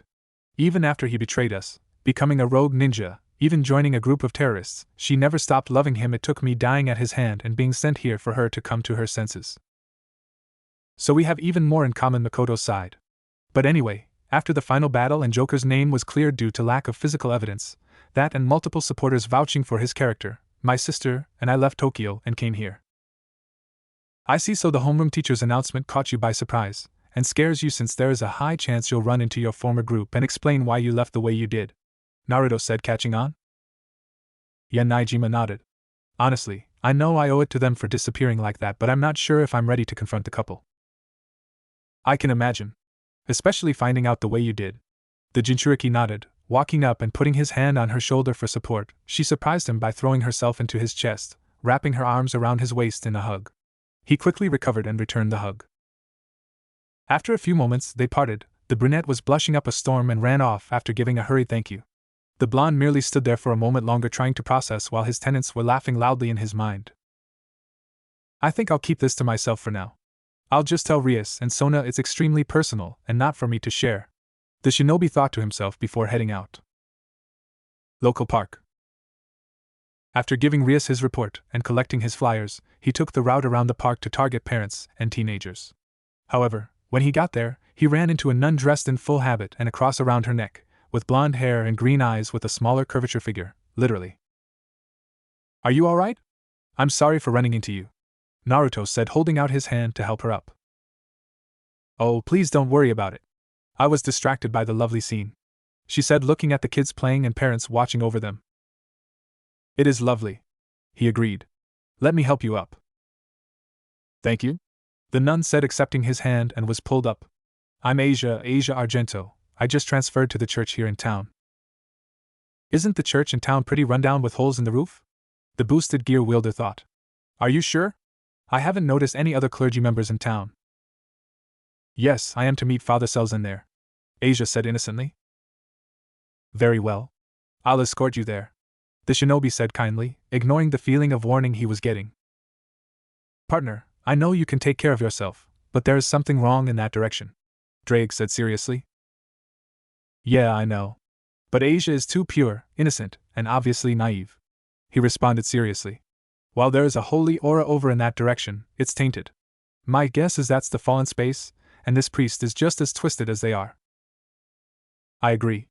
Just be careful, Kurama huffed, getting a mental nod in return. Oh, thank you, mister, the innocent blonde exclaimed excitedly. Oh, my apologies. My name is Naruto Uzumaki, a foreigner like you, the elder blonde introduced himself. It was rude not to give you my name after you gave me yours. Please don't worry about it, shall we? The nun asked with an angelic smile. An hour of walking later, Naruto's theory was proven correct. He could practically smell molting feathers and cheap perfume. Before he was able to say anything, his phone started ringing. Hello? The pawn answered. Hey, brat. I just got every ounce of info out of that crow. Turns out they want to extract a sacred gear that can heal any living thing called Twilight Healing, from a young excommunicated nun that is supposed to be arriving today and being made to work with some freed Selzen. Anko growled. He's a real piece of trash. He's not above rape and murder of people who summon our kind. I wouldn't put it past him to have his way with the young woman. They were going to then work with some warmonger by the name of Kokabeel to start a new war. Good thing you called. Then I found a nun by the name of Asia Argento at the park where I was gonna hand out my flyers, the Jinchuriki said, earning a shocked gasp from the young woman he was escorting.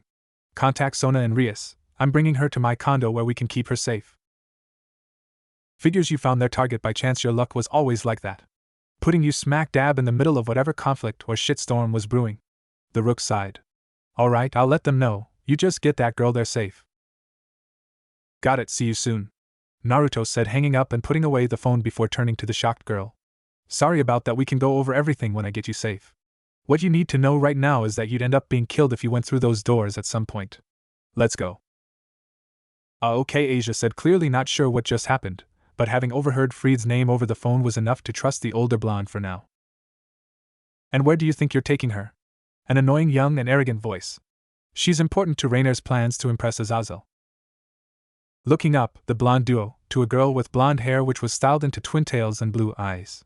She wore a gothic Lolita attire, which consisted of a black dress with white frills, a large black bow on the front, a green jewel embedded on the collar, white thigh-high socks, and black shoes. She also wore a large black bow on top of her hair. And that makes four. The Red Dragon Emperor grinned. I'm taking her away to save her life. Now that won't do at all. You'd better run away and leave the girl behind before I get mad and draw the attention of my other companions. The fallen angel sneered. Oh, by all means, Kalawarner already knows me, and a brief glance at my strength Dohansik fought me and had his spine turned to dust. So if I meet this Rainer, then I'd have met you full team. Naruto grinned.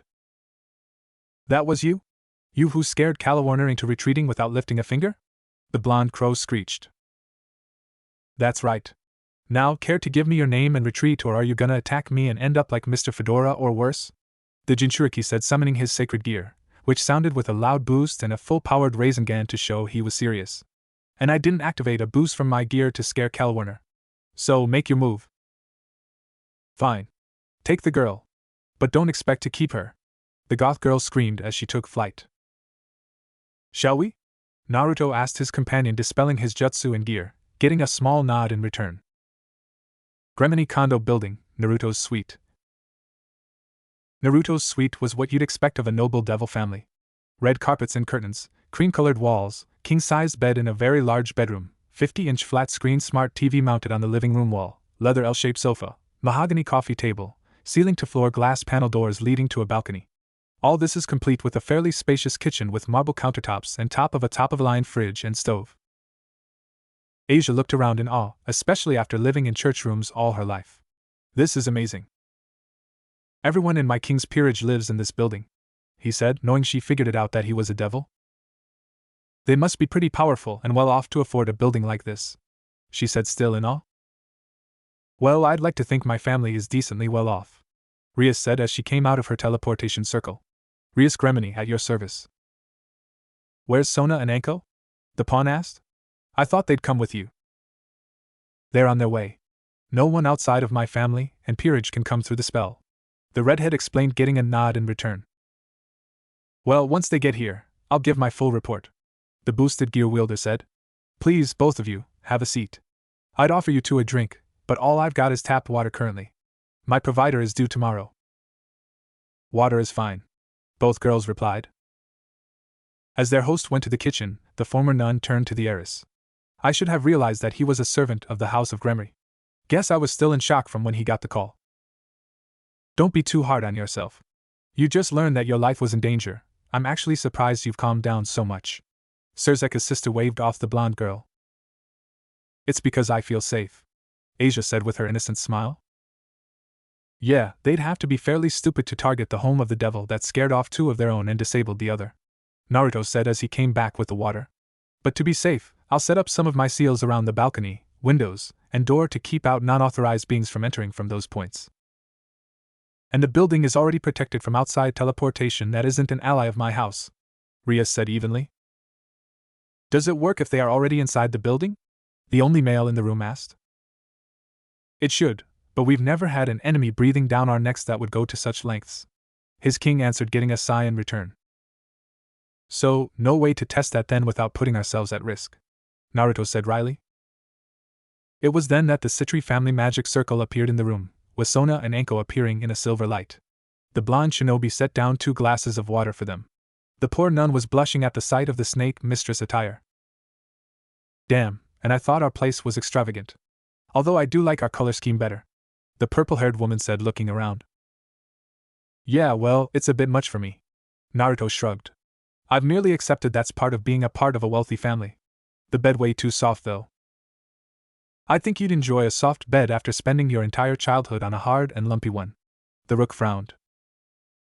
Perhaps that's why I got used to it, the pawn said, plainly causing the other girls to frown in concern, wondering just what kind of life he lived. Before they could say anything more about it, he changed the subject. Anyway, shall we get to the report involving my guest and protected? Well, I already told you over the phone, but since I gave an abbreviated version to our kings and for the sake of the young woman whom it involves, I shall start again, the snake mistress said. After the resharing of information, Asia looked horrified and absolutely lost, her faith shaken and near broken. I can't believe it. First I was excommunicated from the church because I healed an injured man who turned out to be a devil, then I got sent here where I'm to be nothing but a plaything before the fallen angels extracted my gift. Killing me, is that all I am? A tool to heal, then tossed aside or killed when the mood strikes those in charge? Is there any reason for me to go on? Has God forsaken me? The devils felt sorry for the former nun. It hurt knowing nothing they said would help right now. Even with Rias' engagement problem, she wasn't going to offer the girl a new purpose when she was in this state. It would come off sounding like she was just trying to use her, just as everyone else had done so far. Hey, it's been a long couple of days for you. How about you go rest in my room and take the bed? I'll sleep out here, Naruto said softly, knowing they still needed to discuss the rest of Anko's report. I can't take your bed away from you. I'm your guest, and you've already done so much for me, the younger blonde said, snapping out of her depression momentarily. And it's because you're my guest that I insist on you taking the bed. Besides, there is only one bedroom and a gentleman wouldn't dream of letting a lady take the couch, he said with his foxy smile. Thank you, Asia said hesitantly before making her way to the bedroom and closing the door behind her. Once she's gotten over these events, we need to ask her if she remembers anything about the devil she healed, the Jinchuriki said pointedly. There is no way that it wasn't a setup. Especially since I'm damn sure it happened outside the church she was living/working at. You're right with the gift of twilight healing. The church would have wanted to keep her close and likely not let her go into the nearby town in fear that their saint would be corrupted. Anko nodded. Rias and Sona both nodded in agreement. The Citri heiress decides to take charge. Very well, we'll talk to her once she's in a better state of mind. However, what concerns me is the information involving Kokobile and the plan to restart another war. Yes, and they'd likely carry whatever plan they had here, given who the two of us are related to and how protective they are of us. The Gremry heiress said seriously, crossing her arms under her bust. Not just that, but if I'm right, and unfortunately I usually am in these cases, they'd find a way to lure members of the church here as well. Naruto said gravely. This Kokobile likely doesn't want just another war between two factions. No, he'd want all three major factions at each other's throats once again. The snake mistress was about to make a quip about her friend's luck but was stopped when they heard a sigh from an unknown voice. Yeah, that sounds like something he'd do. Kokobile was really upset when we were the first to pull out of the last war. Doesn't surprise me he'd be looking for a way to shatter our fragile three-way ceasefire. Leaning against the sliding glass doors was a tall fallen angel appearing to be in his 20s with an average build, black hair, golden bangs, and black goatee, possessing 12 jet-black feathered wings that grow out from his back, and wearing a V-neck maroon long coat with a wide, open high collar that opens up at the hem. The long coat also featured 2 black belts around the waist and 4 black bands on each arm, 2 of the bands at the wrist and the other 2 near the elbow. He wore gray slacks and brown shoes. Who the hell are you, and what are you doing in my place? The Jinchuriki growled, summoning his gear immediately with the other devils ready to fight as well. Whoa! Hold your horses. I'm not here to fight or take back the girl. The fallen angel said, putting up his hands in surrender. I just came by to talk. The name's Azazel, by the way. However, mentioning Asia might not have been the right thing to say at that moment. How do you know about her or where she was? The blonde growled as his gears sounded for the second time that day. I'll explain everything, so how about we all settle down and talk this over like civilized people? The laid-back man said calmly. Naruto, do as he says. Rias said sternly. Let's hear him out, and not destroy our building fighting the leader of the fallen angels. Fine, but one wrong move and you'll get another demonstration of my strength. Her pawn responded tensely, dispelling the boosted gear. Once everyone took their seats, Azazel didn't waste any time. Now let's get to how I knew what was going on, out of the way. Originally, I sent Rainier and her team here to investigate Sacred Gear's users and observe them. However, somewhere along the way, there must have been a misinterpretation. Rainier thought what I meant by observing was to be on the lookout for and kill any potential threats. That doesn't explain their plan to kill Asia by extracting her sacred gear, Rias said sternly, not liking that this man sent his agents into her territory. Ah, yes. I was getting to that. The older man shrugged. You see, we fallen are creatures driven by the 7 deadly sins, just as you devils are. So when they heard about a freshly excommunicated nun with the power to heal humans and devils, well, Rainier thought she could impress me by taking the rings of twilight healing for herself. The girl is obsessed with me really, always trying to find a way into my bed. And the plan to join Kokobile? Sona asked plainly. That was more Donasik's and Middle's idea. Rainier knows I hate fighting and wouldn't want a war, Azazel said with a sigh before smirking. And Calawarner? She is actually how I came to know about Rainier's plan and where your house guest was. She was your spy, Anko groaned. That's right. The fallen angel nodded. However, when Donasik didn't return when he was supposed to, she went looking and found Blonde over there. Upon learning he injured her comrade, her pride wouldn't let it go unanswered until he scared her off. So I'm guessing when Ms. Gothic Lolita stormed back into their base, she was ranting and raving about me, spiking both rage and intrigue in this Rainier. The same person who killed the former host of the boosted gear. Naruto surmised, getting a nod in return. Got it in one. Azazel smirked. Rainier started making plans to reacquire the Twilight Healing Bearer while cursing you for interfering in her plans, but at the same time, she is also highly intrigued by your strength as well. Wanting to acquire you as well, and not for your sacred gear. In other words, she wanted to claim you for herself, as a sex slave or full-on lover, Kurama said, sensing his partner's confusion starting to grow. Indeed, power attracts partner, especially with supernatural beings driven by their desires. Drake nodded in agreement. Their host sighed hearing that, especially after noticing the murderous looks on Rias and Anko's faces, clearly saying they figured out what acquire meant. Let me guess, Calawarner also feels the same after getting the smallest taste of my strength. While not to the same extent due to her wounded pride, yes, you're correct, the laid-back man said with an amused smirk. Anyway, after I heard what was going on, I decided to put an end to it. Middleton Rainier are currently in a holding cell, while Calawarner is back at the house that I own here in town waiting for me to go there after this meeting concludes. All I need is for Donaseek to be turned over to my custody for additional punishment, and to let you know my future intentions. And what might that be? Rhea said with narrowed eyes, getting a feeling what they were, and she didn't like it. Why, to give the two girls who are interested in the Red Dragon Emperor when he becomes a high-class devil and gets access to his evil pieces as compensation for his troubles, of course. Azazel said, never losing his smirk. It's obvious it's not going to be long before that happens. All he needs is to make a big enough splash. And given Ms. Gremery's current dilemma and her obvious struggle against it, that splash will happen rather soon. I mean, the engagement arrangement between the houses of Gremery and Phoenix isn't exactly a secret in the underworld, nor is Red's resentment of the idea. Sona, Anko, and Naruto sighed while Rias growled at the mention of her engagement as well as the fallen angel's plan. However, she couldn't help but agree with his assessment of the time frame for her pawn's promotion, especially with what she'd heard about him. Well, that's 5 people destined for my peerage, it seems, the blonde sighed, knowing it'd be an insult to refuse. With one more as a possibility. I'll have your man return to the church for Calawarner or yourself to pick up in an hour. Then he's your problem, the petite girl said evenly. However, he will likely need some medical attention. My rook here wasn't gentle when interrogating him. That's fine. The fallen waved her off. He isn't gonna get much better treatment once I give him to my own interrogator before imprisoning him. One more thing, Naruto said as Azazel was about to leave. What about the rogue priest that was working with your people? What happened to him? I haven't a clue, to be honest. He was long gone by the time I got there. Likely off to wherever that warmonger is hiding, the Ravenet said as he left the same way he came, out the window and off the balcony. Well, this has been one hell of a day, the pawn sighed as he sagged into his chair before feeling like he was being called. And it's not done yet, fuck me. Getting your first call? Anko asked curiously, getting a tired nod in return. I'll stay here and watch over your guests while you're gone. After all, can't leave the poor girl alone right now. Thank you for that, Anko, he said as he stood up and looked at his king. I'll give you my report in the morning.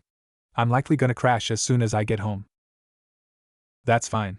I need to contact my brother and inform him that we've been in contact with the Governor General of the Grigori, the redhead said tiredly. I'd rather keep the info about Kokobile to ourselves for now. Agreed, Sona agreed with a sigh. If Surzex found out about a potential threat to us, both he and my sister would either drag us back home and keep us there while they hunt him down ravenously. And Mom would join them, the pawn groaned as Rias conjured a teleportation circle for him to get to his job. See you later. As Naruto stepped out of the summoning circle, he was immediately put on guard by the holy presence in the room.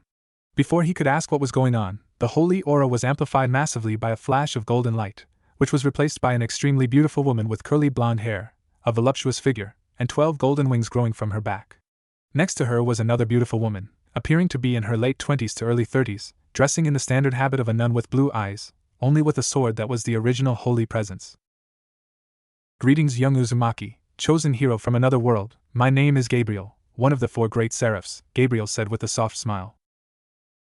And I am Griselda Corda, a sister who works directly under Lady Gabriel. A pleasure to meet a hero chosen by divinity, Griselda said kindly with a deep bow. Well, that's all 3 big factions, at least it isn't the big guy himself, or I'd have met 2 of the leaders in one night. The young man just sighed with ran his hand through his hair before responding. I suppose it is a pleasure to meet the 2 of you as well. Though I have to say, I am surprised you got in contact with me with this method. Yes, I do suppose this an unorthodox way of contacting you. The nun nodded. However, we are aware of your importance to this world, the angel said in a sweet tone. And to help you on your way to your task, have a job for you. I get it, and for you to offer me this job and likely help me advance in the underworld to get more credibility for my promotion and what's to come, you had to resort to using one of my flyers, however, you got one. The boosted gear wielder sighed. That is correct.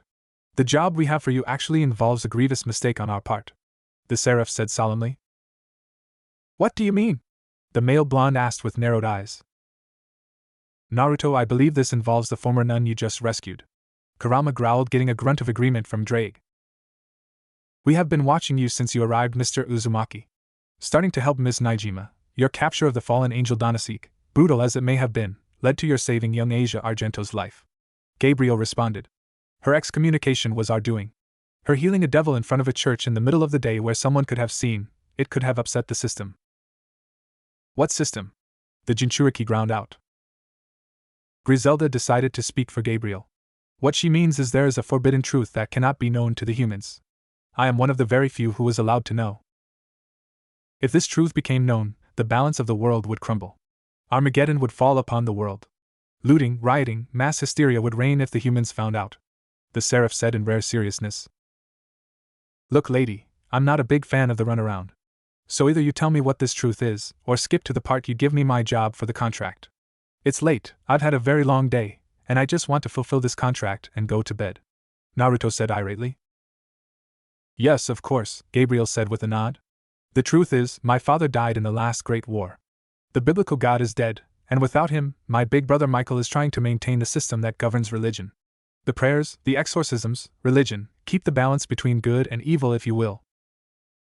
So, when Asia healed a confirmed devil, she was considered a threat to the balance of the world. The male blonde growled, getting slow nods from the two holy beings. How does this job relate to Asia then? Your assignment, should you choose to accept it, is to go to the church where Asia was stationed, kill the corrupt priest in charge, and find evidence of his dealings with the devil the poor girl healed. The nun said in a serious tone, with the shinobi giving her a deadpan look. Did you seriously just use a movie reference for this contract? He said dully, earning a giggle from the seraph. Wasn't sure you catch that, only being here for a few days. She responded. But your job is as she said. We figure that giving you this assignment would help you on your way to getting your peerage so it can start being a melting pot for peace. You have your mother, your big sister figure, the girl who taught you that important life lesson, the two fallen angels promised to you by Big Brother Azazel, and the possibility of Makoto Naijima. You have two of the three major factions of the world. Granted, our faction cannot offer you an agent for your peerage, however, you can count on our support and continued jobs from us in the form of a contract. It's a decent deal. If this turns out to be as big as I suspect, it will prove to be a big foothold before you deal with Gremory's engagement problem. Drake commented. Agreed, and it could help your charge get some closure if you find out what happened, even if you cannot disclose the fact the biblical God is dead. That's the last thing the girl needs. The fox nodded in agreement. Very well. How am I getting there, and what method of payment will you be providing for this transaction? The male blonde asked. Upon completion, you'll find your payment in your condo's mailbox. As for how you'll get there, it's only a few miles east, a quick flight if you're used to your wings. Griselda stated. Right. That explains why you chose this time of day to activate the summoning. He grunted before realizing something, suddenly worried for Rias, who conjured the teleportation circle. Wait, how were you able to summon me to Italy? The magic power required for such a jump must be astronomical. Your king is fine. Exhausted, but she will recover after a good night's rest. Gabriel said, easing his concern. I only hope you have mastered the spell to return. He simply waved off their concern and took off, leaving the angel and sister alone in the room. And after a moment, I should get back. My brothers hate when I loiter in your world rather than return promptly to heaven. Yes, Lady Gabriel. I will prepare to assume command of the church once young Uzumaki is finished cleansing it. The nun said gracefully as Gabriel vanished in a flash of golden light. Probably should have asked what I was allowed to do with the other occupants. Naruto thought as he flew to his destination. I'd leave them alive, partner. I imagine that Griselda isn't so close to simply observing the mission. She's here to take over this location. The Dragon of Domination said gruffly. Stealth mission it is then. Kill the priest, find evidence that will find out which devil is threatening the balance of the world, get home, and get some sleep. The blonde nodded. Asia's former home/church. Since it was dark with most of the lights inside turned off, Naruto landed at the front door before slipping in quietly. It was laughably easy to find the priest due to trace levels of devil magic coming off the contract he had, especially with how low the holy energy was despite it being a church. He had to wonder just how corrupt this priest was. I think I'm gonna have to do more than my job described. Something's not right here. The blonde thought. First, the job I was contracted. Then I can figure out what is going on here. Arriving at the priest's office, he slipped in silently. Unfortunately, the prick he was hired to kill wasn't there, but he highly doubted the man would go far at this time of night. After snooping around, he did find the evidence regarding his deal with the devil, one by the name of Diodora Astaroth. The info regarding the deal made involving Asia was enough to make Naruto want to kill this guy on principle. However, it didn't stop there. That dirty evil son of a bitch. Naruto growled. Oh, if I didn't want to kill him before I do now. What he found were files filled with photos and information on people who were brought to the church, people who were sick, injured, missing limbs, and even starving, to test the limitation on Asia's twilight healing. The ones that were healed were placed in the dungeons to be starved, beaten, broken, and disfigured enough not to be recognized by their saint. Everyone in the building but the girl knew what horrendous things were being done. In all reality, she was just as much a victim. The priest wanted to have his way with her before getting a better offer from Diodora, all the innocent young women that had no will of their own that he would want. He'd have to report to Griselda before he went home and tell her that this church should be condemned and abandoned. He was so angry that he didn't realize that he was leaking demonic magical energy, drawing the attention of the priest. You! Who are you and what are you doing here? The unholy man yelled as he slammed the door to his office. Clearly you aren't in league with Diodora, so who sent you? It doesn't matter who sent me, or who I am.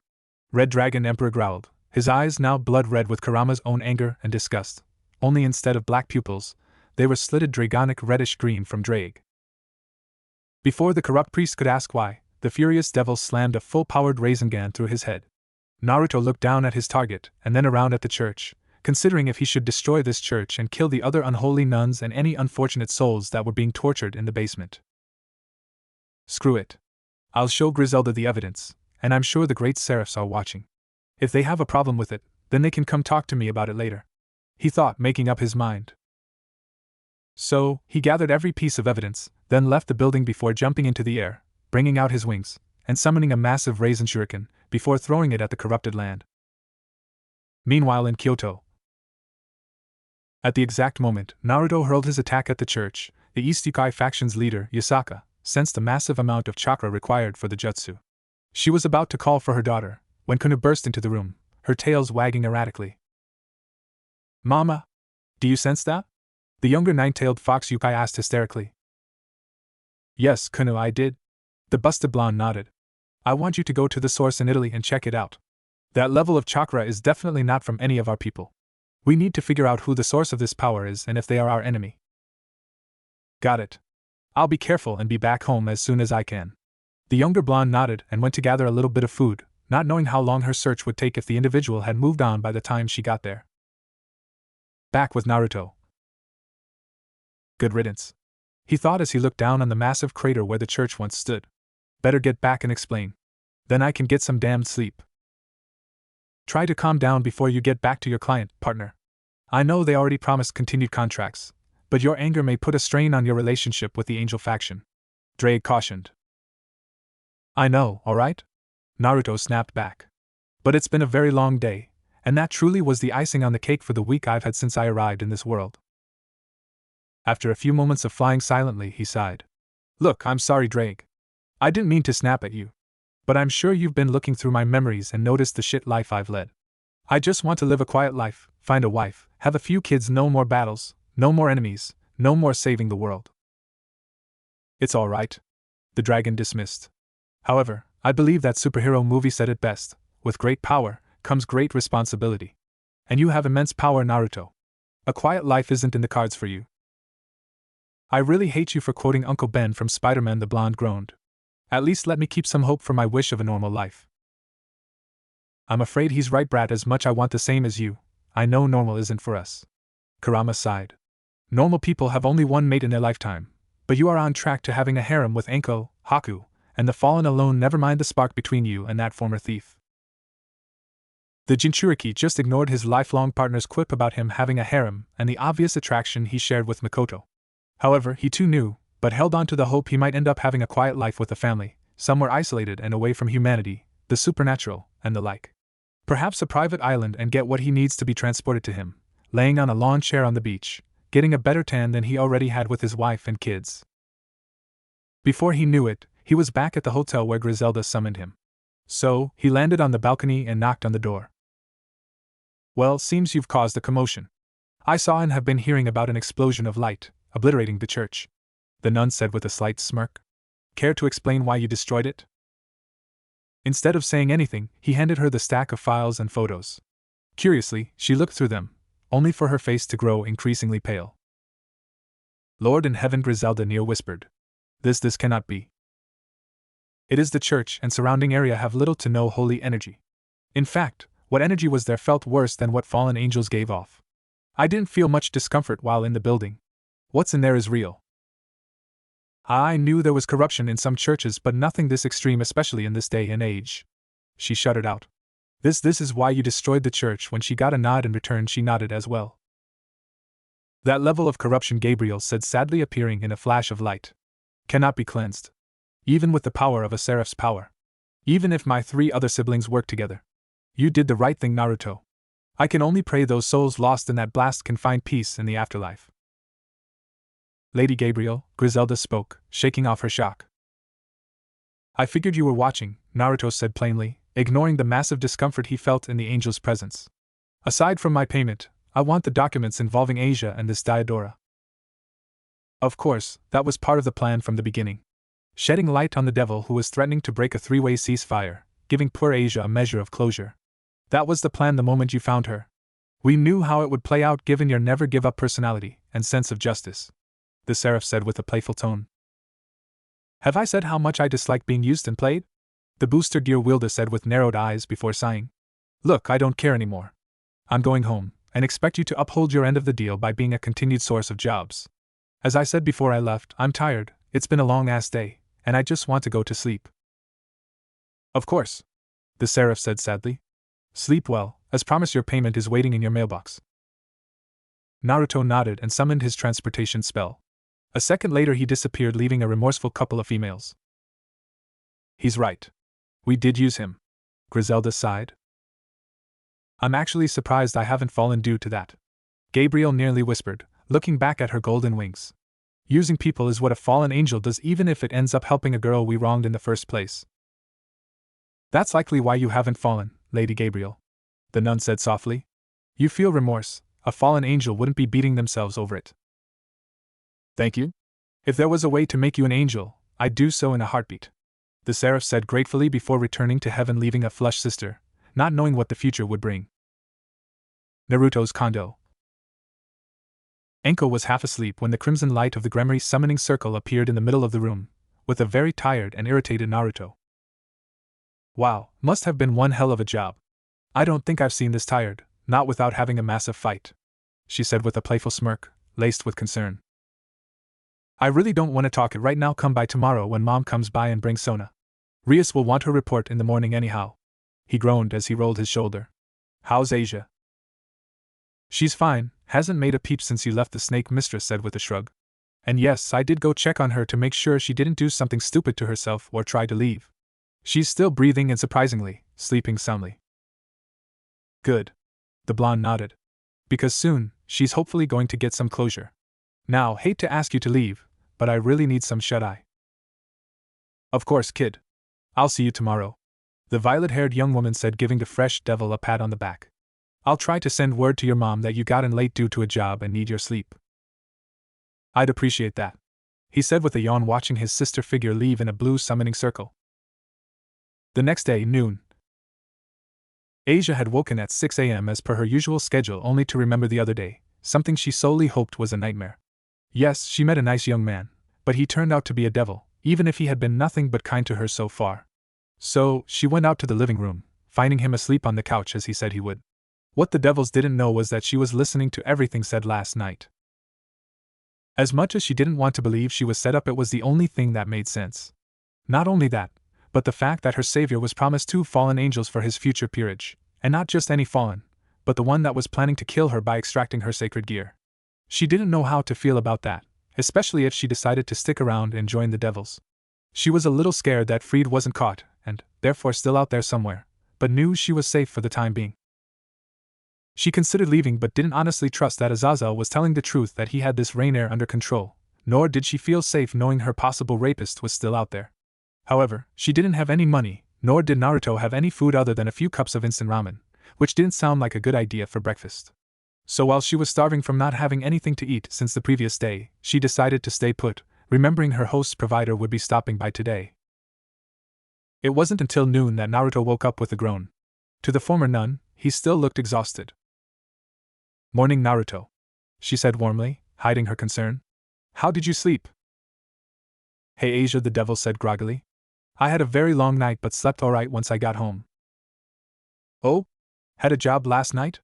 The innocent blonde faked her curiosity.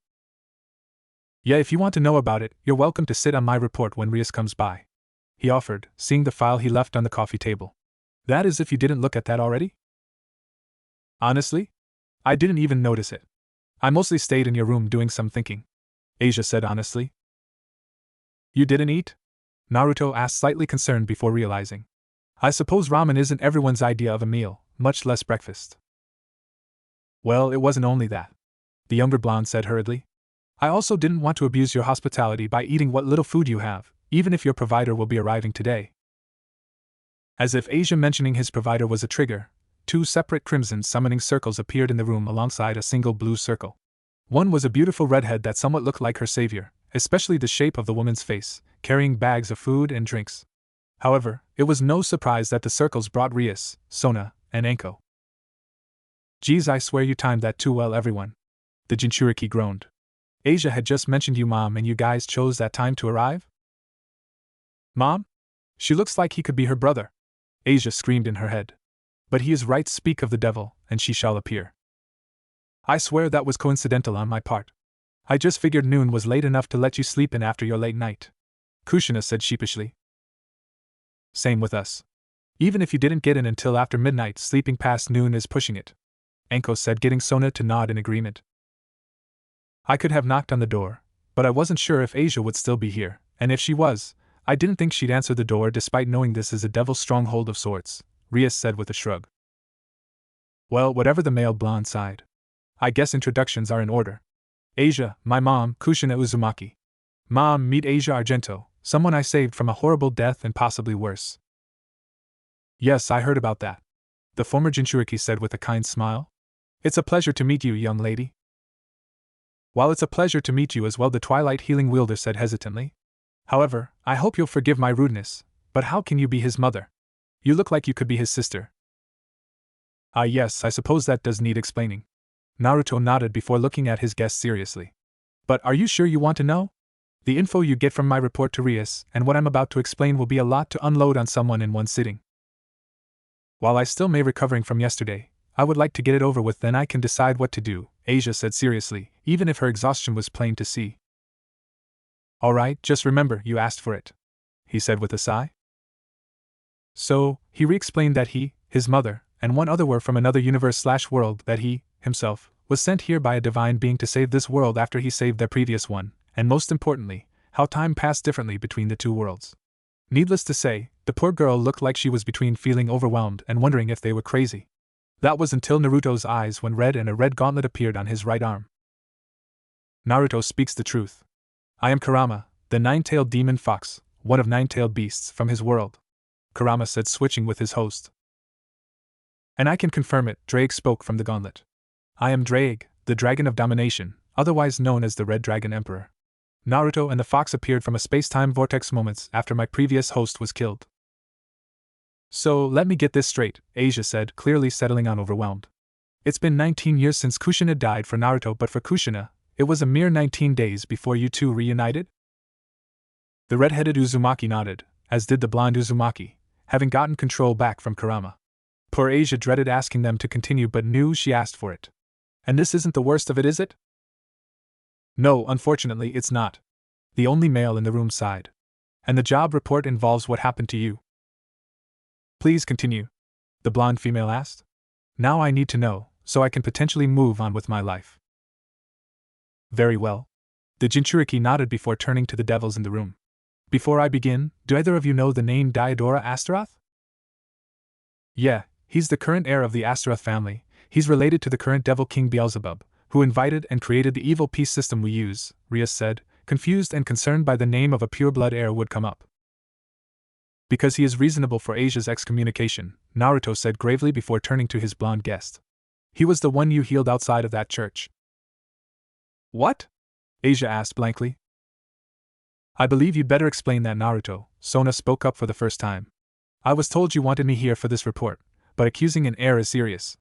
I hope you have solid proof to back it up. All the male blonde did was get up, open the file on the table, and spread out the documents that related to Asia for everyone to read. When they did so, the poor girl looked like she was about ready to cry, while Anko like she wanted to kill the bastard, while Rias and Sona read on in disbelief. You mean to say that this Diodora bastard likely has a peerage full of former nuns, that he's likely responsible for getting them kicked out of the church, scooping in when they are at their lowest, offering them another life, only to break them of their wills? The snake mistress raged. That's the impression I got, yes. Kurama's host nodded tensely. Unfortunately, there is more to my report, and it's not pretty, especially if you hear it, Asia. I will give you one last chance to back out and go to my room where I'll silence the door so you can mull over this Diodora mess. How can it be worse than being betrayed by the priest that practically raised me, she asked hollowly. Seeing as how her faith was pretty much non-existent at this point, he sighed and pressed on. Well, to start, I guess I should explain who my client or clients were last night. The great Seraph Gabriel, one of 4 I believe, she said, and Griselda Cortra, a high-ranking sister who works directly under Gabriel. What? All the women in the room erupted in shock. Not only did a member of the church get a hold of one of our summoning contracts and not exorcise you on the spot after summoning you, but one of the 4 leading seraphs was there as well? Rias asked in absolute disbelief. Hey, if you don't believe me, I can go down to my mailbox and get my reward right now, or if Gabriel is currently watching, can come down here and confirm it herself, Naruto said with a shrug. You really met Lady Gabriel? Asia asked in shock and awe. Yeah, blonde, blue eyes, 12 golden wings, admittedly gorgeous but innocently naive. The male blonde nodded. Honestly, I don't doubt he met a seraph on his first job, Anko sighed. His luck is notoriously bad when it involves missions or jobs. His first job outside the village as a fresh genin ended up a job that should have been given to a team of jonin, fighting a deadly rogue ninja, a fake hunter ninja, and saving a relatively small nation. Running into one of the big wigs of heaven is just another day on the job for him. We did meet Azazel after he brought you here, Sona nodded slowly. However, the mere thought that a nun and a seraph would use a devil summoning contract is beyond belief. And yet he has proof that this evil priest used the contract to summon Diodora, leading to Asia's excommunication, Rias said, not liking this one bit. Naruto, go get your reward while we digest what you've told us thus far, then you can continue with the report. He nodded and left.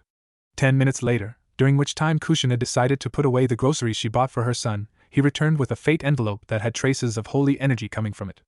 Upon opening the envelope, there was a single golden angel feather along with a lot of cash, 3 banded stacks of 1,000 yen bills. Well, I think that opinion proves that you met a seraph, the rook said in awe, getting nods from the 2 heiresses. And it must have been one hell of a job for this level of payment. Agreed, simple information gathering doesn't merit this much, Sidri said, pushing up her glasses. That would be because I haven't finished my report yet, the pawn said with a sigh. And so he gave a detailed retelling of his mission, omitting the earth-shattering God is dead bombshell. By the end of the tale, Asia had run off to the bathroom with the sounds of the poor girl throwing up, even if she didn't have anything in her stomach since the day before, while the devils in the room looked about ready to join her.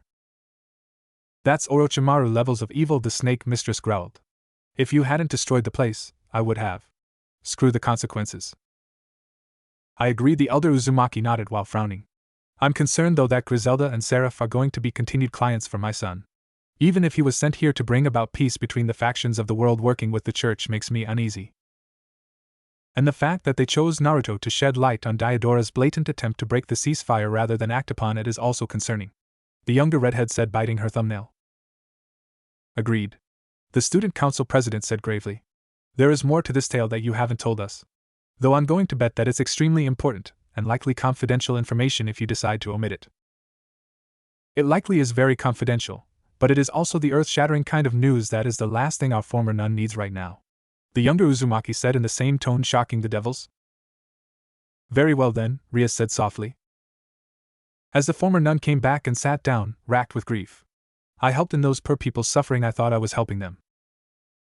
Hey, that wasn't your fault, you hear me, Naruto said seriously. Gabriel and the other seraphs don't blame you. You are just as much a victim in all this as the people you healed. Maybe even more so for being used like you were then practically given to that scumbag. He's right, Gremory said softly. I promise you that I will be going back to the Under immediately after we finish here and do everything I can to destroy Diodora. Not that I believe it will be hard, Kushina growled. The Devil Kings will want to deal with this immediately. Especially Lord Beelzebub, this is a blight on the Astaroth name. Sona nodded before looking towards the only male in the room. I have a feeling this will go a long way to getting you promoted to a high-class devil, probably skipping the mid-class. Yeah, but we know that they still want a display of power to get the high-class promotion. Naruto's king said, slightly looking forward to seeing his full strength. Then how about while you down there, talk to Seraphol and Surzex about setting up a space where I give y'all a demonstration. The male blonde shrugged. I know they'll want a public display, but that will be dealt with when I deal with Riser, and yes, I have a plan for that. Before Rias could ask what that was, the devils in the room tensed up as a massive amount of holy energy flooded the room. Only Naruto relaxed slightly, having recognized the energy signature. Our Lady Gabriel Asia said in awe as the golden blonde seraph appeared holding another envelope.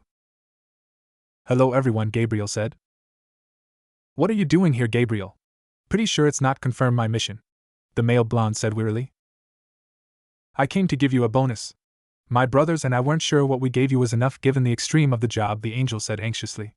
While she wanted to apologize to Asia, she knew Naruto hadn't shared the biggest info with people to spare the young girl any more pain. More? This is already just over 4.4 million yen.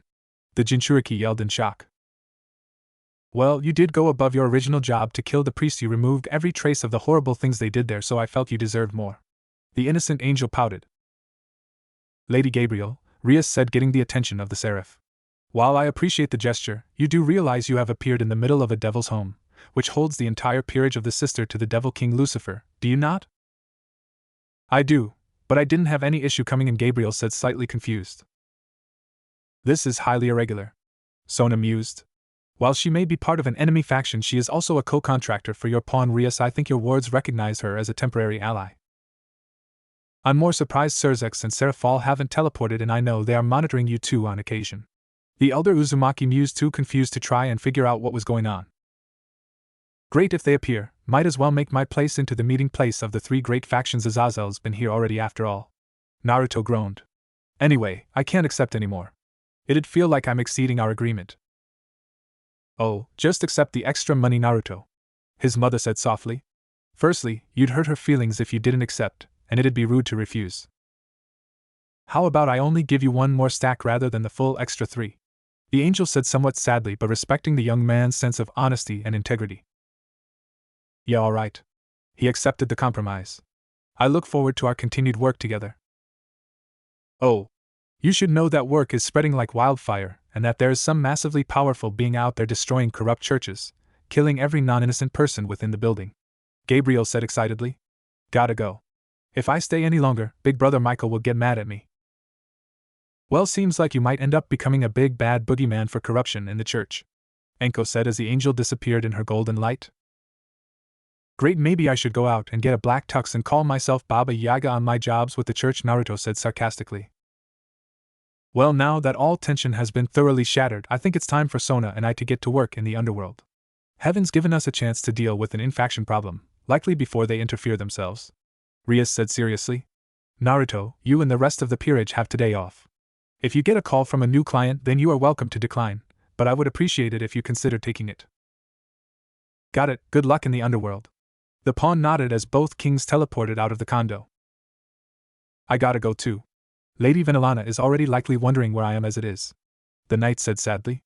I'll see you at your demonstration. I got nothing to do today, so it will depend on what your guest wants to do. The rook said nonchalantly as Kushina left a moment later. Well, I need to go see if there is a bank open and see if I can open an account unless there is a bank in the underworld we devils are supposed to use? Naruto asked. Or how do store our payments if we don't have a bank? Honestly, I keep my money in a small vault we have in each have in our suits. The snake mistress responded. It would be suspicious to the humans if you walk up with you near 5 million yen. I'd take a look around to see if there is a hidden safe or something. Taking her advice, the three of them started searching the suite. Asia helps as a means of being of some use so she doesn't feel like a freeloader. In the end, they found it in his bedroom behind a pricey painting. Seriously? I think Rias or devils in general don't know the definition of being subtle. The male deadpanned. No, it's just Rias or whoever designed this building, Enko said in disbelief. Please tell me that if you get a condo for us, our saves are better hidden. There will be at least 4 of us that will be shinobi, so yes, our saves will be much better hidden. He nodded. 4? Asia asked.